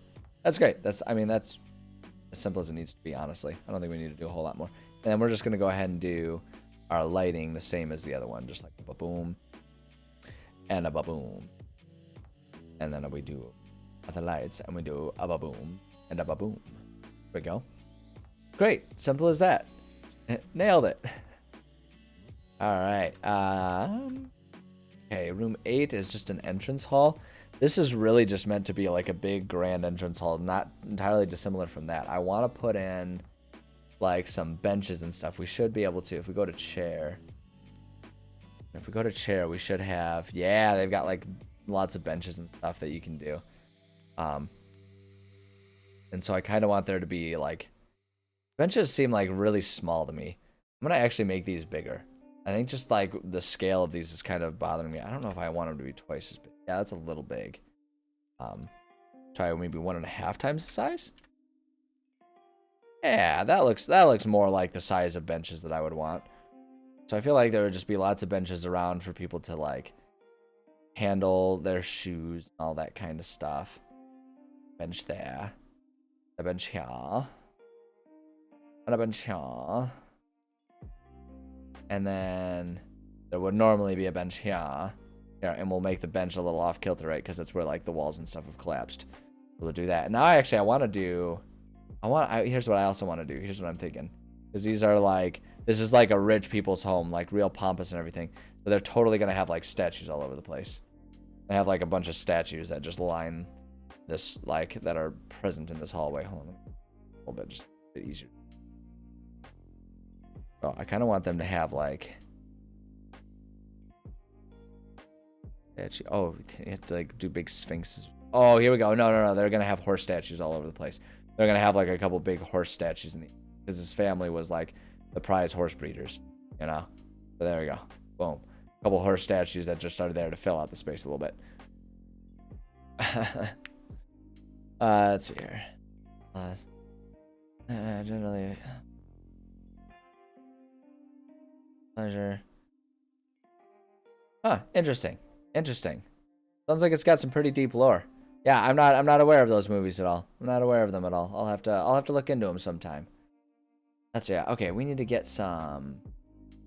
Where's our lighting? Yeah, we need lighting. I'm gonna do the nice big ones for the big entry. Okay. Boom, boom. Get our lighting tool. There. Excellent. Nice big well-lit entrance hall. There they go. And then. Perfect. Yeah. And then, okay, 9 is gonna have like next to nothing. It's all just crumbled. It'll just crumble down. So yeah, so 7, 8, and 9 there. Yeah, large entryways from 9. On the rubble line where the fallen second floor meets the standing first floor are a few horses. They don't seem particularly interested in you. Yeah, there we go. Pushing about the Terry risk move. We find what appears to be a half-buried cabinet of some sort. We can add a half-buried cabinet. That's what we can do for the decoration of this. We can definitely do that. We're also gonna need to kind of get a little tricky with our lighting tools again. What we'll do is we'll just go ahead and put a couple of these wall sconces. That one there, and then one more like right. There we go. A little sneaky with the lighting there, just to make sure that offers some light when players are kind of in there. Oh. Oh, all right. Well, there you go. Interesting. Okay, so that's. Oh yeah, I need to bury a wardrobe cabinet of. So let's go to our item. Doom object tool. That's what we're looking for. I need to do. I guess maybe if we just go to storage. There we go. Yeah, that gives us like some options for chest. That's like a chest that looks kind of like a cabinet, actually. Yeah, I like that because it's pretty big too. That's good. That'll serve our purposes because then we can go to destruction here, find our rubble piles. Just kind of add a bit more to our rubber piles. Our rubber piles. Add something to the rubble piles there. Perfect. Just to make it kind of half buried there. Oh, this doesn't really even appear like it's anything. It doesn't really make a difference, but I'll know it. Damn it! I'll know that it's there. Now I feel better about it being there. Because I will know. Put a random body lying there. Kidding, we're not gonna do that. Not gonna do that. Bodies have long since decomposed. I mean, no one was in there when the house fell because that'd be horrible. There, saved it. All right. Okay. One more room. Sweet. Oh yeah, we're definitely gonna get it done. Easy peasy. 10. Bedroom seems to have once belonged to an older child, perhaps. Strange mishmash of child's decorations with more grown-up decorations. That's right, because I accidentally said more adult decorations, and that created some awkward connotations, so we changed that one up. Sprinkle then suggests the last inhabitant was someone just on the cusp was leaving childish things behind. Last humanoid inhabitant, that is. That's right. The current inhabitants appear to be a cluster of horses, all bunched together and eyeing you very suspiciously. That's right. So we just gotta like it's almost like we're gonna take the furniture of this room, but like with the colors of this. Our tower film. Okay, all right, Dark D&D. That's good to know. That's good to know. Let's see. We need living quarters. And we'll just go ahead and shelve that. That's kind of, well, it's not really. That's a disheveled bed. That one a little off kilter like they all are. Maybe this one has like a fallen over chair over there. I'm gonna do the same thing with that one where there's like a couple dollies around or something like that. I need a wardrobe. Maybe this one has like a little couch or something, like a sofa. Nah, that's weird. What child would have a sofa? No matter what, the age of the age of it all is. Child is probably unlikely to a big sofa in their bedroom. That'd be some generous parents offering you like a big sofa of your own. Although these are rich sons of bitches. Maybe that's just what they do. I don't know, man. There's just so many questions involved in all of this. I don't even know what to think anymore. I do want to do a bookshelf as always. We'll put, maybe this one would had a bookshelf right there. Here, this is what we'll do. We'll give the kid doesn't get a sofa, but he gets a couple like hand-me-down recliners. He gets a lazy boy. They had those back in the day, right? Yeah, I'm like 90% sure. Like 90% sure there would have been a lazy boy. Yeah. I have numbers on the map. The numbers associate with the rooms, so that way when players are going and they say, "Oh, we want to go to room 9," I know which room to find the information for. That's all it is. It's just so that way my notes line up with the map and I don't forget which room goes with which. And it also gives players directional things. They can be like, okay, we want to move to room 9 now. There's not like an order, right? It's not like the boss is always in room 10, or anything like that. It's all purely just like coordination. All coordination. That way I don't goof up and get all confused on my own crap, which, believe me, happens. Yeah, believe me. Okay, maybe there's he's like almost an adult, but not quite. There's still a teddy bear in bed. There we go. And then maybe we'll put that. Gosh, the cards. Look at, they're so huge. These cards. The cards are as big as the desk. What kind of weird playing cards are these? I don't understand. Don't understand. Okay, make it half size. And we'll have these cards be on the desk. Kid was playing solitaire when the world ended. Nickel every time, am I right? Let's get some lighting going here. Can be normal. That normal 5. We go. And light tool. Boom. There we go. There. Hey, look at that. I think we kind of did it. Oh, you know what? I do need to just do. Like, this isn't actually really a room, but it feels wrong to me to not have that decorated in any way, shape, or form. Here's what we're gonna do. I know I'm gonna put lights right there. So the light. We're gonna put little candles in the doorways there, and that's what it's gonna be. That's what it's gonna be. Got it. Lighting, yes. That. Back. Punk. And punk. Like that. Great. Yeah, I mean you can scale it like that. I don't know. I just like trying to think about things in terms of scale, about how big they are. I like working in whole numbers. And the other thing too is depending on what scroll you're doing with this tool, a lot of times it is very, very slow in doing it. And if I know roughly what size I want to make it, it's like bada bing, bada boom. But that is a helpful tip. I appreciate it. Look at that. Look at that. I think that's a decorated manor. I think we got a decorated mansion going on. Oh, wait, you know what? There's one other thing I want to do. Hold on. This is just me being obsessive and a little anal about it. I want to go to... No. We're gonna put like just a little bit of decorative, like some decorative trees and stuff on the outside here. Boom, there's a tree like that size. Only like big tree. That's only like big tree. That's okay. Like a tree like that. I don't want to do too many. I don't want to do too many trees. That would just be ridiculous. Even for rich people, am I right? Yeah, they do have the little helps down there at the bottom. You are not wrong. Not wrong. Put a couple trees like that. There's some like shrubbery type stuff that have started to pop up. That.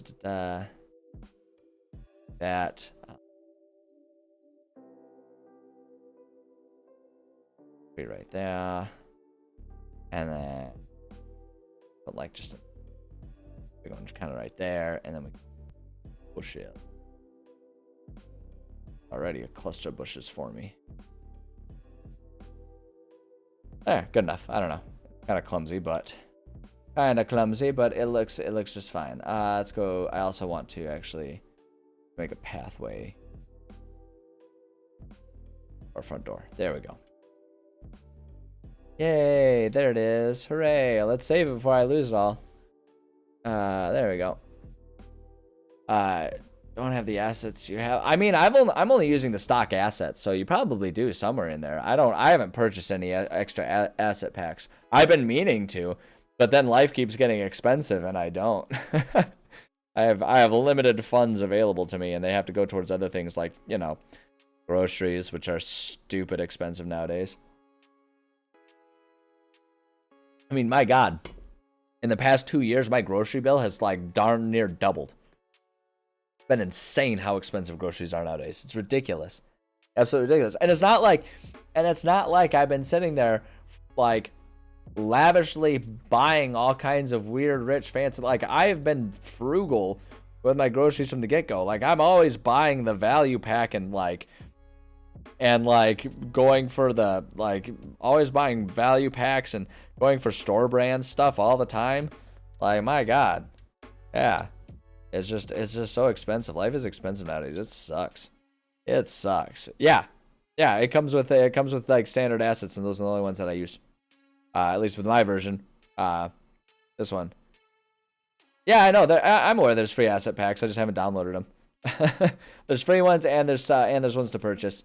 And I haven't downloaded any of them. I don't know. These the default ones work just fine for me. So I just kind of keep using them. I don't know. I don't know what to tell you. That's just my style. That's what I do. Perfect. All right. I like this. I'm happy with that. I am very happy with that. So that means we are now finished with, that was section 6.2 there, and I know 6.3 is already done. 0.3 is already done. Yeah, we already got that one done. And that's a lot of assets. It's a lot of assets. Your maps are probably much more diverse than mine. I don't know. It's just like choosing the stuff that you're interested in and you care about. Like, I don't know. I'm content with the default one, so I haven't bothered to download and install any others. I could, but I haven't. So here we are. All right, so now our next section is going to be the temple here. Let me pull up that section there, because that's going to be the next two sections, I think. Yeah, we do two of them in the temple, and then the last one is going to be, that's right, the one kind of graveyard area, like gardens. So excellent. Okay. Yeah, let's pull up our go ahead and just start organizing and getting everything ready here. We'll kind of do some of the legwork for this so we can really kind of get into the nitty-gritty of it all. Yeah, let's do that. So we can get rid of that. I already know what goes, like, what my options and stuff that I want to do are, so that's great. Expand with the assets. I mean, yeah, I don't know. I kind of know what assets are there, and I know how to make them do what I want them to do. I get creative with stuff too. I mean, you know, like you saw me with, you know, like, you know, even if something's not a dresser, if it kind of looks like what I needed to do, you can kind of place it and it serves the purpose just fine. I just yeah, you know, you just take what you have and you do what you can with it. 1, 2, 3, 4, 5, 6, 7. Do we need to do 15? Oops. 10, 11, 12, 13, 14, 15. Believe that's it, right? 1, 2, 3, 4, 5, 6, 7, 8, 9, 10, 11, 12, 13, 14, 15. Beautiful. 1, 4, 5, 6, 7, 8, 9, 10, 11, 12, 13, 14, and fitting. There we go. Okay, so there's going to be 15 rooms because this is going to do kind of like what we did with the storefront area, where it's like the players will visit this area a couple times. It's going to be a little different each time is sort of the idea here. Let me pull up. I also want to pull up.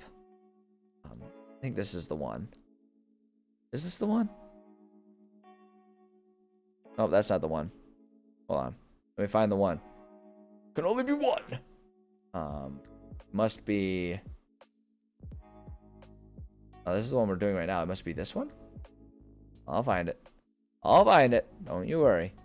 Ah, this is the one. This is the one that we're working on. This is the map. This is our baseline map. Yeah, so we've got like up to 15 things. Yeah, you can make like more permanent objects too if you want to like cluster things and then like save it as a prefab. You can do that.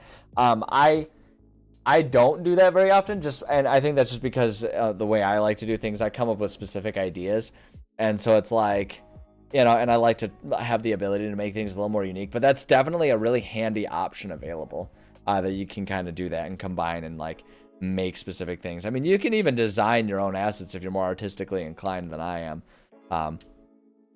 I'm just absolute garbage at drawing and creating stuff, so I don't do that personally, but that's an option available too. I mean, there's so many different ways to do it.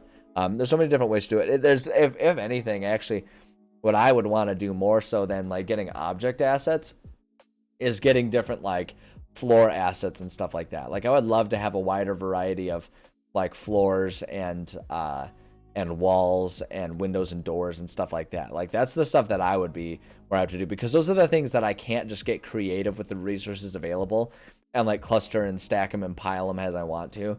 So that's really what I should do. But like I'll keep forgetting about it for at least another like 5 or 6 months until I finally actually do it. I guarantee you, it's not even that I'm trying to be like a stinker to myself about it. I'll forget. We'll sit here, we'll keep working, and I'll forget I was going to do that because I have to go off and go get my afternoon workout in. So yeah, no, exactly. There's free stuff. It's not even a matter of purchasing it. It's a matter of like forgetting to take the time to actually do it. Because when I'm done streaming, I got to jet off to go do my afternoon workout, and then after that I have to zip home because I have to eat really fast, and then once I'm done eating, I have to log on so I can run my session with my players, and then after that I got to go to bed because then I got to get up first thing in the morning and I got to do another thing. My life is just like it's a tight schedule. I love the stuff that I do, but my life is a tight schedule. So like stopping things to do stuff like that doesn't happen very often for me. And it's just a result of how I structure my life. So I don't worry about it too much. But okay, let's hear. We got some thinking to do actually for this. So actually, before we go ahead and write all that stuff out, I want to do kind of what we did for, let's see, I'm going to close that. We're done using that one for right now. I want to close a lot of these tabs. I've just got a lot of stuff open. Okay, thank you. We don't need that. We don't need this. Really don't even need that. So, okay, just clean stuff up. I post a note. Again, it's just an issue of finding time. Because everything is just one right after the other. Most notes don't really work for me either. Because I'll just look at it and I'll be like, oh yeah, I got to do that sometime, and then I'll ignore it.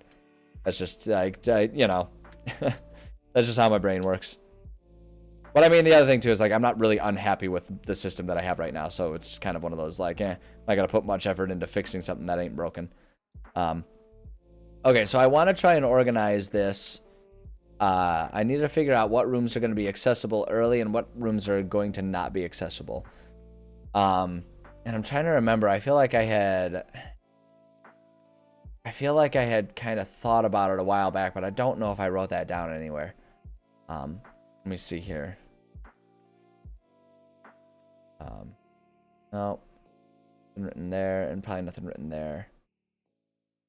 Yeah, I didn't really plan out. I didn't write down because I want to try and do the thing where it's like some of the rooms are accessible and some of them are not, and like it'll change. And my thought is, let's see here. How do I want to do this? Oh, you know, it would be okay. Because we can almost do like these 2 rooms are locked. We need to find 5 rooms that aren't accessible. We can almost have like those rooms are locked, as well as maybe these rooms are locked. Wait, hold on. Let me actually know what will help inform this.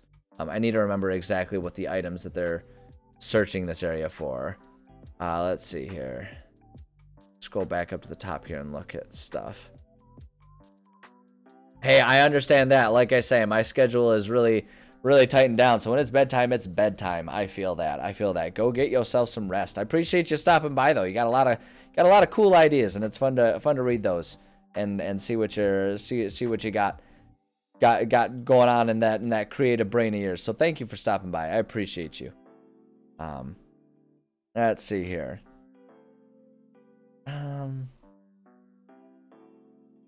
Where did I have it? I know I wrote down like all the things that they need to find. Where did I write that crap down? You'd think with all this like obsessive organization that I do, I would be able to more easily find everything, but I never seem to. I seem to forget where everything is. Oh, here we go. Holy icon of some sort, and holy water. Okay, so yeah. Fine. You know what? They're great ideas, and they may pop up from time to time. I appreciate that. I mean, the same goes there. That's why, like, it goes both ways too. That's why I like to stream what I'm working on. Like, anything you see me working on that you like, my God, take it and use it. I love it. I love a world in which there are more enthusiastic and prepared DMs, because that always increases the chance that I actually get to be a player for a change. And boy, oh boy, wouldn't that be magic? Yeah, you take care as well, my friend.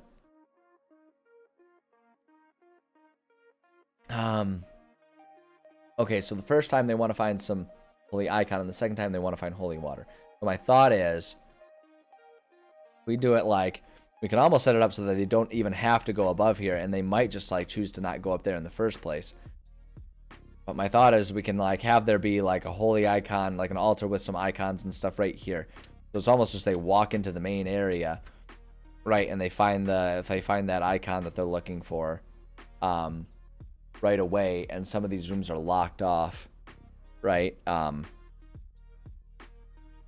It's like I'm wondering, because what I'm thinking would be fun is if we set it up so that it's like, you know, maybe like, oh, you could almost make it so that all of these rooms are accessible, and then these 2 rooms are accessible, but then these 5 are locked, right? Because I remember thinking like these rooms would be like, you know, the dormitories or the studies or something like that that would be used by the monks in the area, or that used to stay in the temple.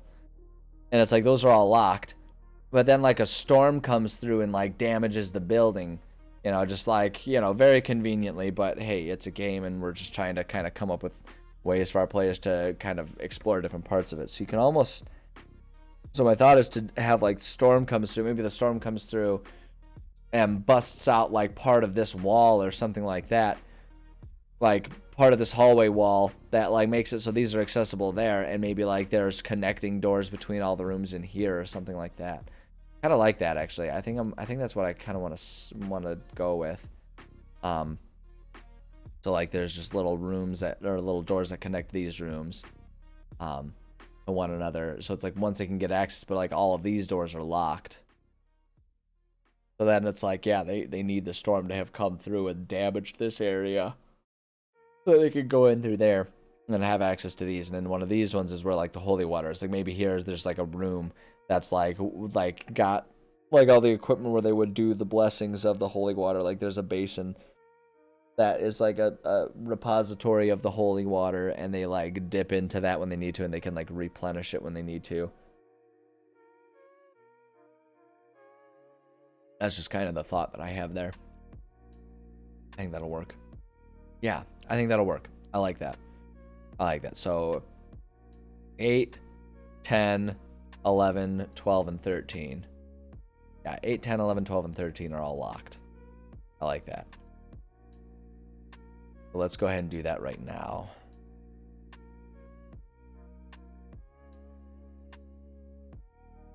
Making our way down the dark. 8, locked. 10, 11, 12, and 13. Those were all locked. Locked.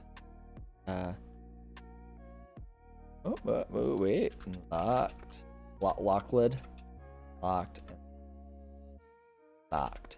Boom. There we go. Okay. Locked rooms. All that kind of jazz. All that stuff going on there. One second. Wait. All right. Yes. Yes, I think that'll do. Because then those ones will be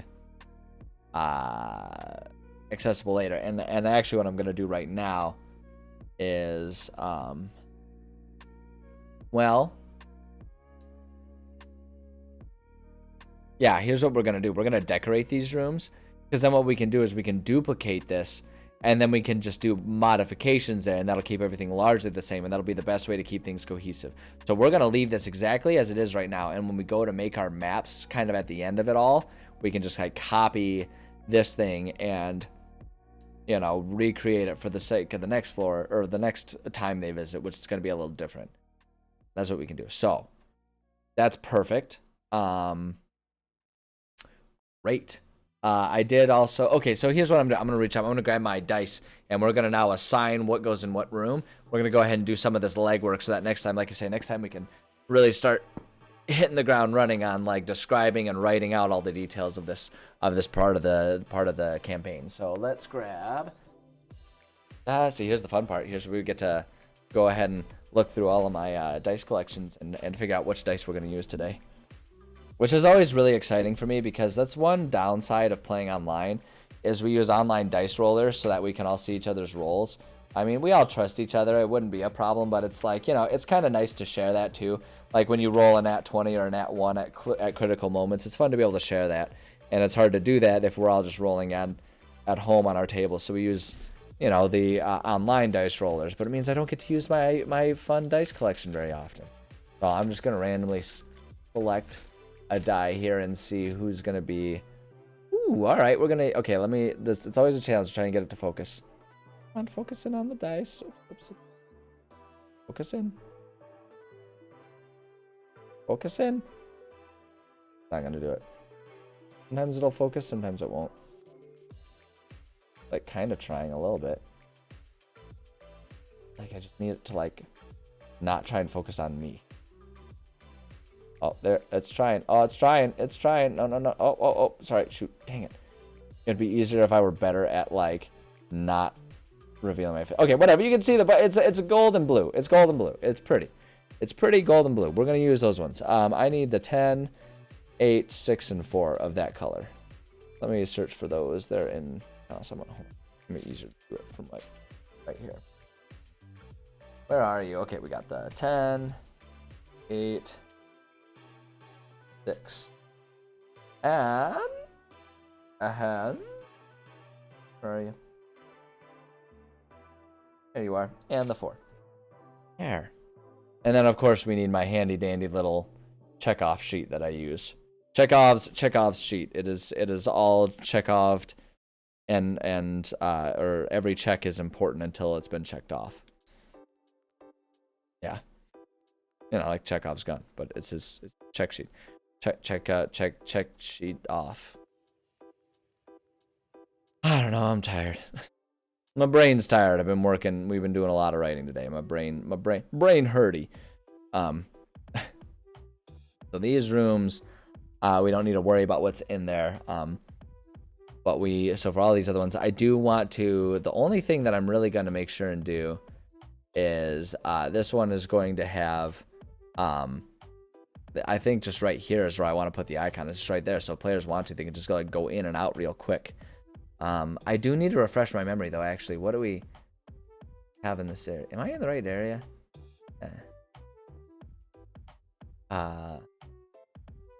Yeah, okay, so we got like lizards.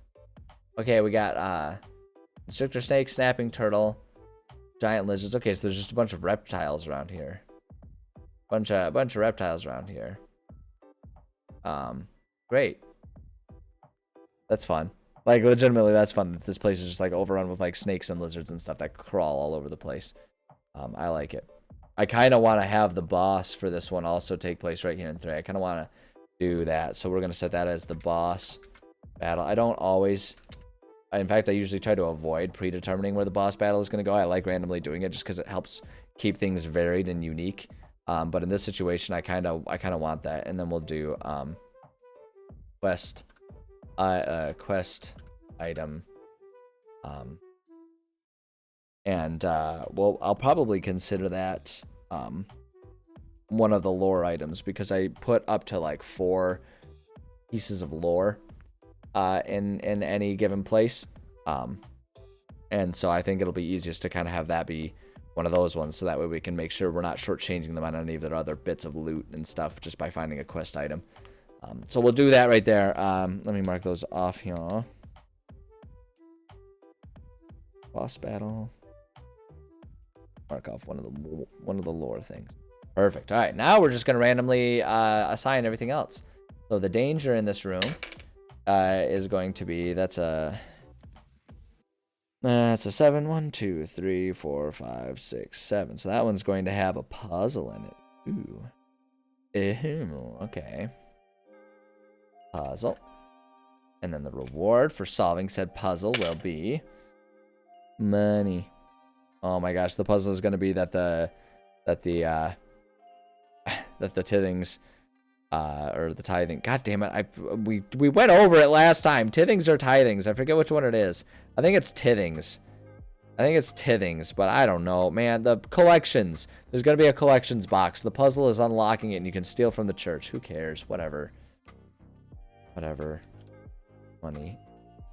They'll find money. I'm not a writing man. I'm not a writer man. Not by trade, anyway. Okay, the danger in that room is going to be an easy battle. Easy battle. And the reward for murdering innocent animals will be... oh, they're going to get some lore out of it. All right, I'll have to figure out exactly what that lore is going to be. One bridge at a time. Am I right? Of course I'm right. Oh, sorry, I got really arrogant there. Am I right? Of course I'm right. Shut up. That was really self-assured, wasn't it?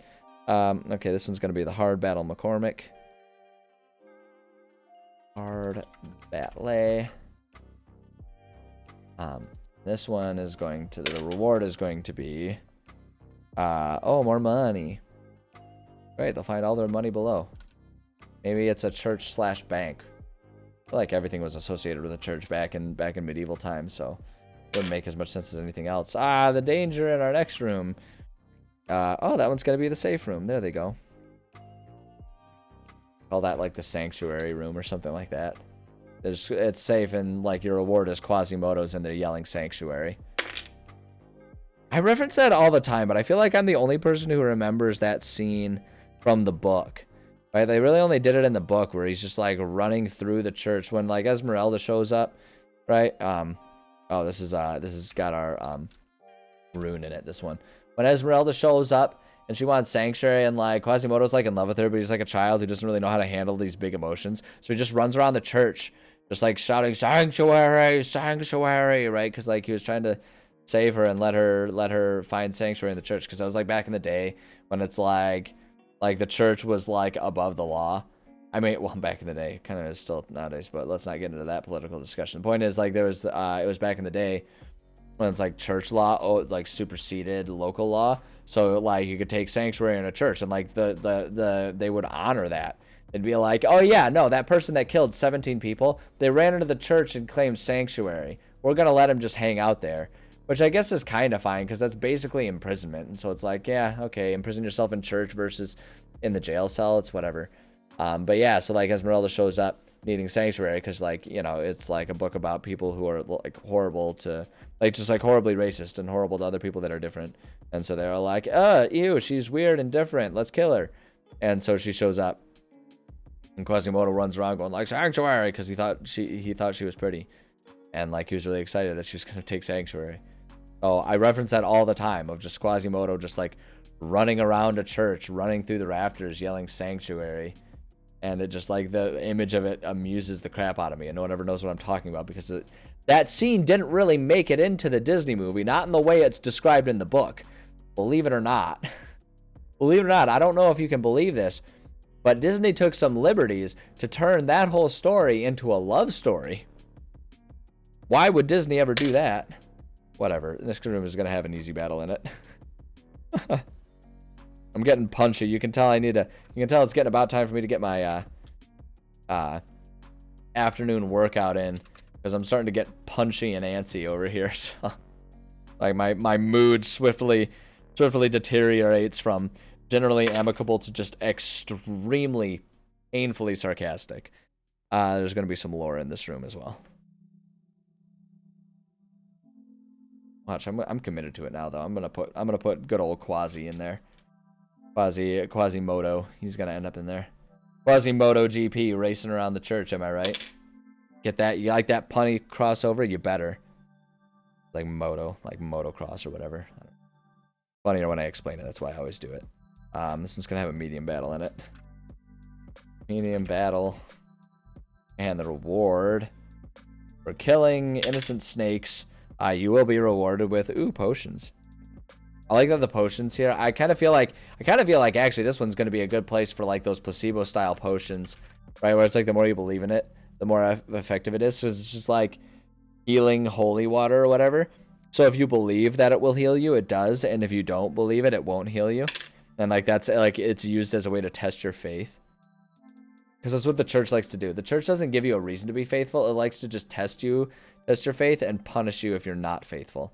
This one's also going to have a medium battle. Oh, sorry, that was kind of a politically charged statement there, wasn't it? Oh wait, hold on. No, wait, we're not worried about this one. Because it's locked, so it doesn't have anything. It's this one that's going to have the medium battle. Medium battle. And then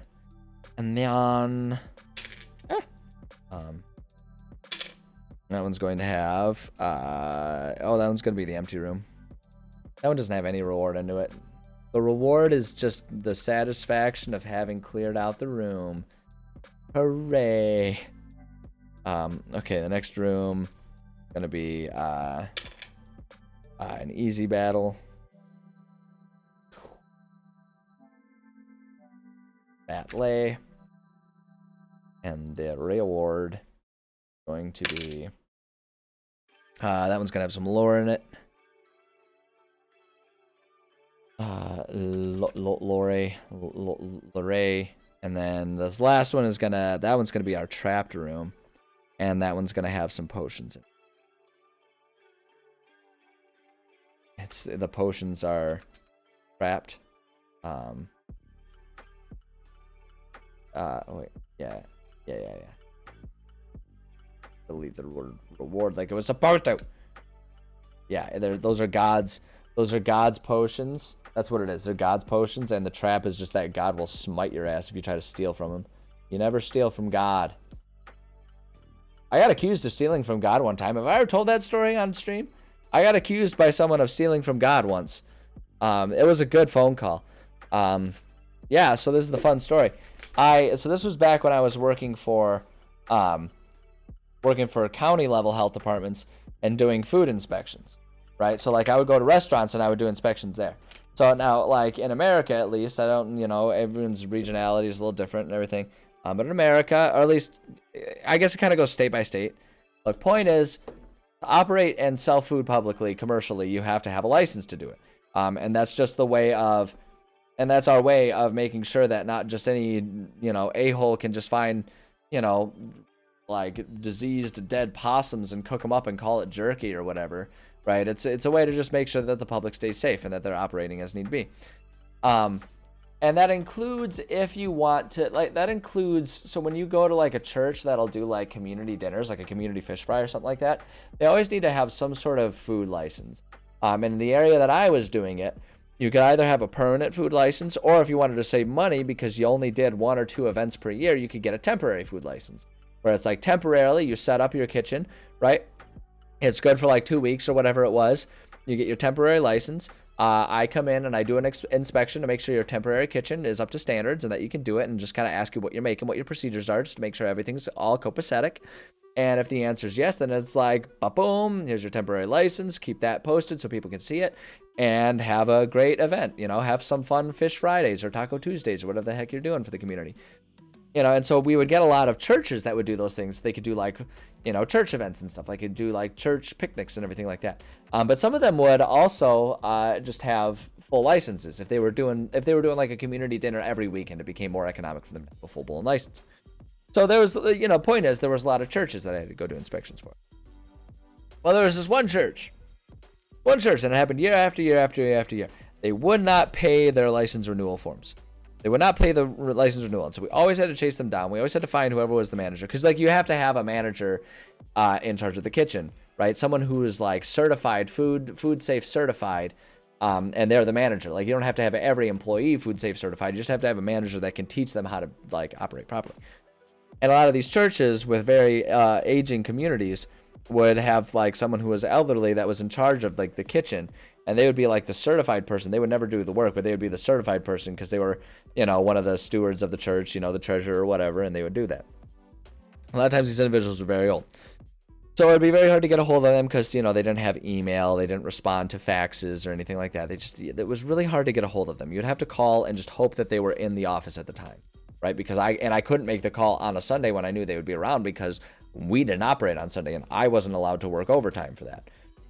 So, we would call and we just hope, and it would go on forever and ever, and we would leave a message and say, you need to call us during business hours, and they wouldn't. In this one facility, it's innocent enough. It's innocent enough. Like, here's what I'll say. It's innocent enough. They're trying their best, but like, yeah, it's a little, when you have just community members trying to serve the public, just always be aware that there's a reason that restaurants kind of cost money, and it's because they have to train people and they have to have good people to do it. So it's like, like grandma might be really good at cooking, but grandma doesn't have a regulated kitchen that guarantees you that all of the ingredients are going to be fresh and that they have protocols on what to do if someone is sick or anything like that. So just like always keep that in mind. At any rate, they just would never would never renew their license on time. And like this happened every year. I worked there for a few years, and every year the same people came up on my list, and I was like, God, don't they like put it in your calendar, write it on your 1950s nostalgia paper calendar that hangs up there and talks about how much better it was before kids these days started like, making music or whatever thing they're complaining about. But they never would. And I always have to call them. And I remember having and so like they would always be late. And so finally there was this one, it was like 2 weeks late, and there's a late fee for it, right? If you're late, you have to pay a late fee. That's how it works for everything in the world. And then, so we mail them the bill for the late fee, and that got a call real fast. They call up, and she was just, the woman just like, was like trying to convince me to not charge the late fee. And I'm just sitting there. I'm like, I'm not in charge of that decision. I'm just the inspector who is relaying the information that the state law where we live says that I have to do this. I'm not in charge of this. Like, if you don't like this, you have to talk to your legislators and get the law changed. And I guarantee you they're not going to change food law. That is not something that's on the docket to get them reelected, right? It's like, I wouldn't say that part, but like, that's just the situation. So she's just going on and on. It's like this long conversation. And finally she kind of comes, she's like, what? This is the money for the church, and we feel like it's God's money and you're taking God's money. And it was the most baffling argument for me because one, in the Bible, render unto Caesar and all that kind of stuff. But we'll just go ahead and ignore that one because it doesn't serve them, so they don't want to believe, they don't want to follow that particular part of the, oh no, I'm sorry, the all caps got you. One of these, it's just like with the asset packs. One of these days I'll remember to change it. That's funny. But yeah, she's like, we just feel like you're stealing God's money. And I'm just sitting there like, all I can say, because I'm supposed to be, like a good representative for the government. And I'm just like, I'm sorry, like, there's nothing I can do about this. But in my mind, I'm like, what is one supposed to do with God's money if not spend it to license God's kitchen? It's a kitchen in a church to do like community and dinners for the needy. Like what are you spending that money on as a church organization if not to help your community? Isn't that the reason you guys get tax breaks, you psycho? Like it was the most baffling conversation I've ever had. That's not true, but it's definitely top 5. And I just like you can see even my behavior right now, just like remembering having lived through that phone call and lived through that situation. I was just like, oh my God. Like, it's just, oh my gosh, like people, oh my God, people. I just don't, like, people baffle me.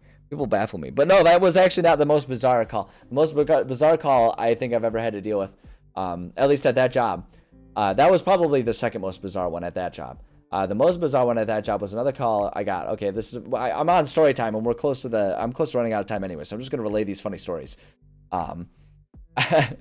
So like I got this call. Yeah, like being a government employee, I feel good about the work that I do because I really am. I do genuinely believe that as just like a non-elected official who's not like being sleazy about stuff to just try and get reelected and be in power. Like I'm just a civil servant.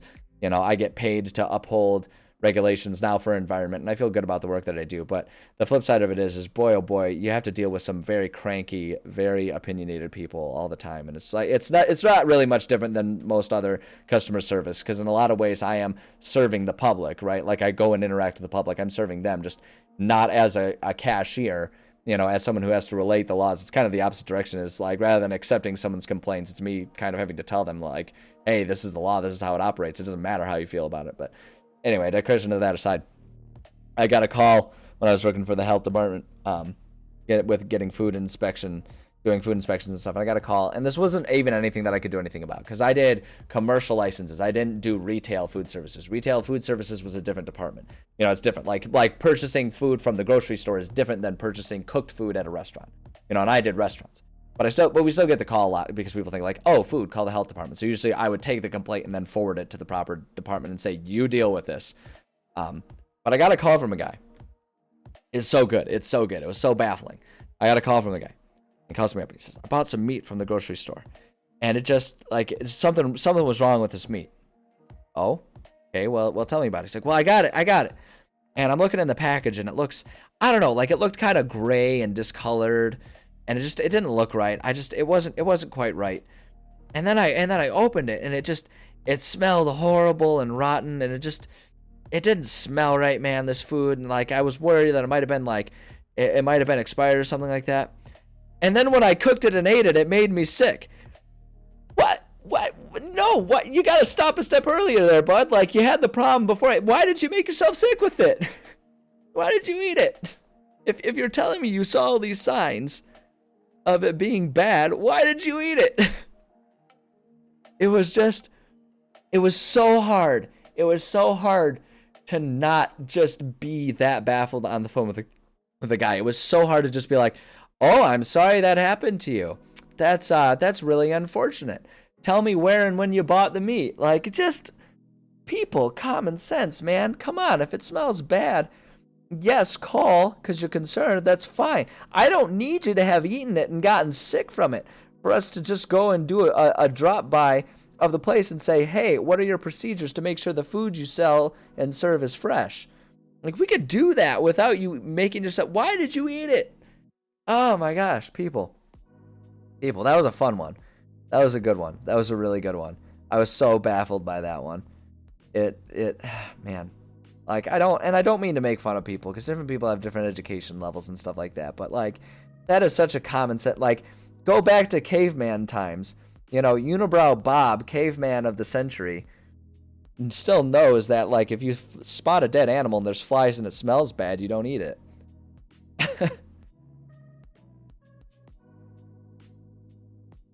My goodness. Yeah. People are bizarre. People are real bizarre. Yeah, I've gotten a lot of calls like that. I get calls of people with conspiracy theories. Like, I've gotten calls, like, at all my jobs as a government person. People will call in with some sort of concern or conspiracy theory, and I'll try to explain to them that no, they don't need to worry about this, that, or the other thing. Like the people who talk about how the phone lines are giving them COVID. Actual discussion I've had with someone. And they come in and they've got these concerns because they read some article that either they misinterpreted or was intentionally misleading them, or both. Right, and I'll try and explain to them. I'll be like, no, that's not what it is. Like, you're thinking of this and this thing, but those things don't equal, or whatever. And I'll try and explain it. And then as soon as I don't confirm whatever their thing is, immediately I'm part of the conspiracy, and I'll get people that just kind of like yell at me about being part of the conspiracy, and I can't hang up on them. Right, I can't hang up on them because that's not customer service. That's not a good look. Like, it's better for public relations if we can say, like, I tried to listen, I tried to help, and then they hung up on me. So I gotta just, like, sit there and get abused by people talking about just all kinds of random stuff. Oh my gosh, it's really good. Oh, here's another good one. Here's another good one I got one time. I one time got a call from someone who was really concerned because they couldn't reach us on the weekend. Because they were worried that they were getting sick. They were worried. This was back at the restaurants again. They were worried that they got sick from the restaurant, and we weren't open on the weekend, And so it's like, I was talking to them about their concerns, and they're like, you really should have someone here on the weekends, so that way, like, we can call you. And I was like, well, I mean, we just don't, like, funding is an issue. We can't really fund someone overtime and all that kind of stuff, and we can't afford all that. And they're like, well, I don't understand. What if there's an emergency with some sort of restaurant and people are getting sick? And I was like, and I tried so hard to not sound dumbfounded. I don't know if I succeeded. I tried so hard to just be like serious and genuine with her. But she's like, what if there's an emergency and people are getting sick? And I was like, I mean, if there's an emergency, you should call, emergency like 911. And like, if people are getting sick, you should call them. And like, you can call the police if you think that they're getting people sick, and the police can come in and check and make sure no one's deliberately, like, just like the obvious thing of, like, call 911. And she was like, oh, well, I mean, I don't mean that. I mean, and she was like really flustered and probably embarrassed, and I felt bad, but I was like, what are you talking about? There is an emergency. It exists. It's a thing. At least in most counties it is. I guess some counties will vote on millages on whether or not they want to have that, but boy, oh boy. Like, moral of the story is there are crazy people out there. It's always a goofy time when you have to, like, it's always an interesting part of my day when I have to figure out how to navigate those types of weird, crazy people. And I don't mean to disparage, because I recognize that there's mental health concerns for a lot of these people. There's just educational availability for a lot of these people. People getting influenced by bad actors and out there. It's just, there's all kinds of complicated things. There's rarely a person who's just, like, crazy because they want to be crazy and disruptive. That's rarely the situation. So I don't mean to disparage, but boy, I have dealt with some interesting people in my line of work, and will probably continue to do so. Which really just makes me all the more thankful when I get to just, like, sit here and chill, be creative with other chill, creative people. Like, boy, oh boy, there's a lot of sanity happening here, despite the fact that we're talking about imaginary wizards and dragons and stuff. Like, this is probably the most sane part of my week right now. I love it. Absolutely love it. But anyway, I'll stop regaling all of my past stories, just that for no other reason than to save more stories for later, because it's getting about time.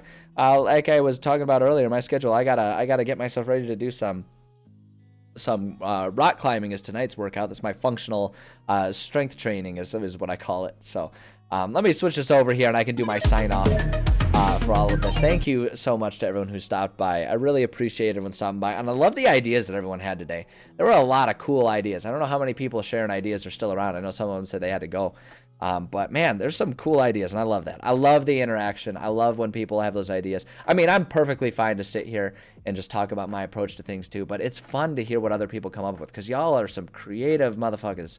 And y'all come up with some cool creative ideas, and I love hearing them. So thank you so much to everyone who stopped by. As far as staying connected and seeing more of my stuff, I have a Discord. You can get signed up with that. We can chat about more ideas that you have. I give announcements about when I'm going live. It's a great way to stay connected. I have a Twitter, EnviroBoy Streams. I put a little announcements about when I'm going live, and I'll occasionally also share other random ideas that come to mind. So you can find me EnviroStreams on Twitter if that's of interest to you. Yeah, for non-stream related stuff, I have an Instagram, EnviroBoy Streams. I post a lot of different like clips of me rock climbing and kickboxing and pictures of my cat and all that kind of stuff. So if you like that kind of stuff, you can follow me there. Stay connected that way. And then also, of course, I have my YouTube channel, EnviroBoy on YouTube. I put all my VODs there, so if you want to see other stuff that I've worked on writing, if you want to see some of the games and stuff that I've played, you can find me there. It's just, you know, I put it all up there, so it's not like it disappears once Twitch reaches that 30-day limit. So those are all the different ways you can stay connected with me. As far as the rest of this week goes, as of right now, I believe I should be still streaming my usual schedule, which is Monday, Tuesday, Thursday, Friday. 11:30 a.m. is when we start. Mondays and Thursdays are writing days. Tuesdays and Fridays are gaming days. And then I've been starting to sprinkle in a lot of evenings whenever I get the opportunity for, 2 or 3 hours to do some gaming in the evenings after all my activities before bed if I do have time. I've been liking to stream there, and I've been doing a lot of extra gaming. So if you just kind of want to hang out with me at those times, any of those times, drop by, see what we got going on. I will say this week with that usual schedule, that Monday, Tuesday, Thursday, Friday, 11:30 a.m., and all that is Eastern time zone, if I didn't already say it. I may have some meetings that'll get in the way of it throughout the week, as usual. So, stay tuned, and just if it changes, I'm sorry. But that's the schedule I keep to. So those are the times you can find me. And yeah, that's what I got. I'm looking forward to seeing you guys throughout the week. This is a good start to the week. I appreciate every single one of you guys coming here. I have such a blast doing this. It means a lot that you guys stop by and say hi. And that's what I got for you. That's all I got. So take care of yourselves. Have a good rest of your Monday. And yeah, I'll catch you cats on the flip side. Hell yeah. Woo!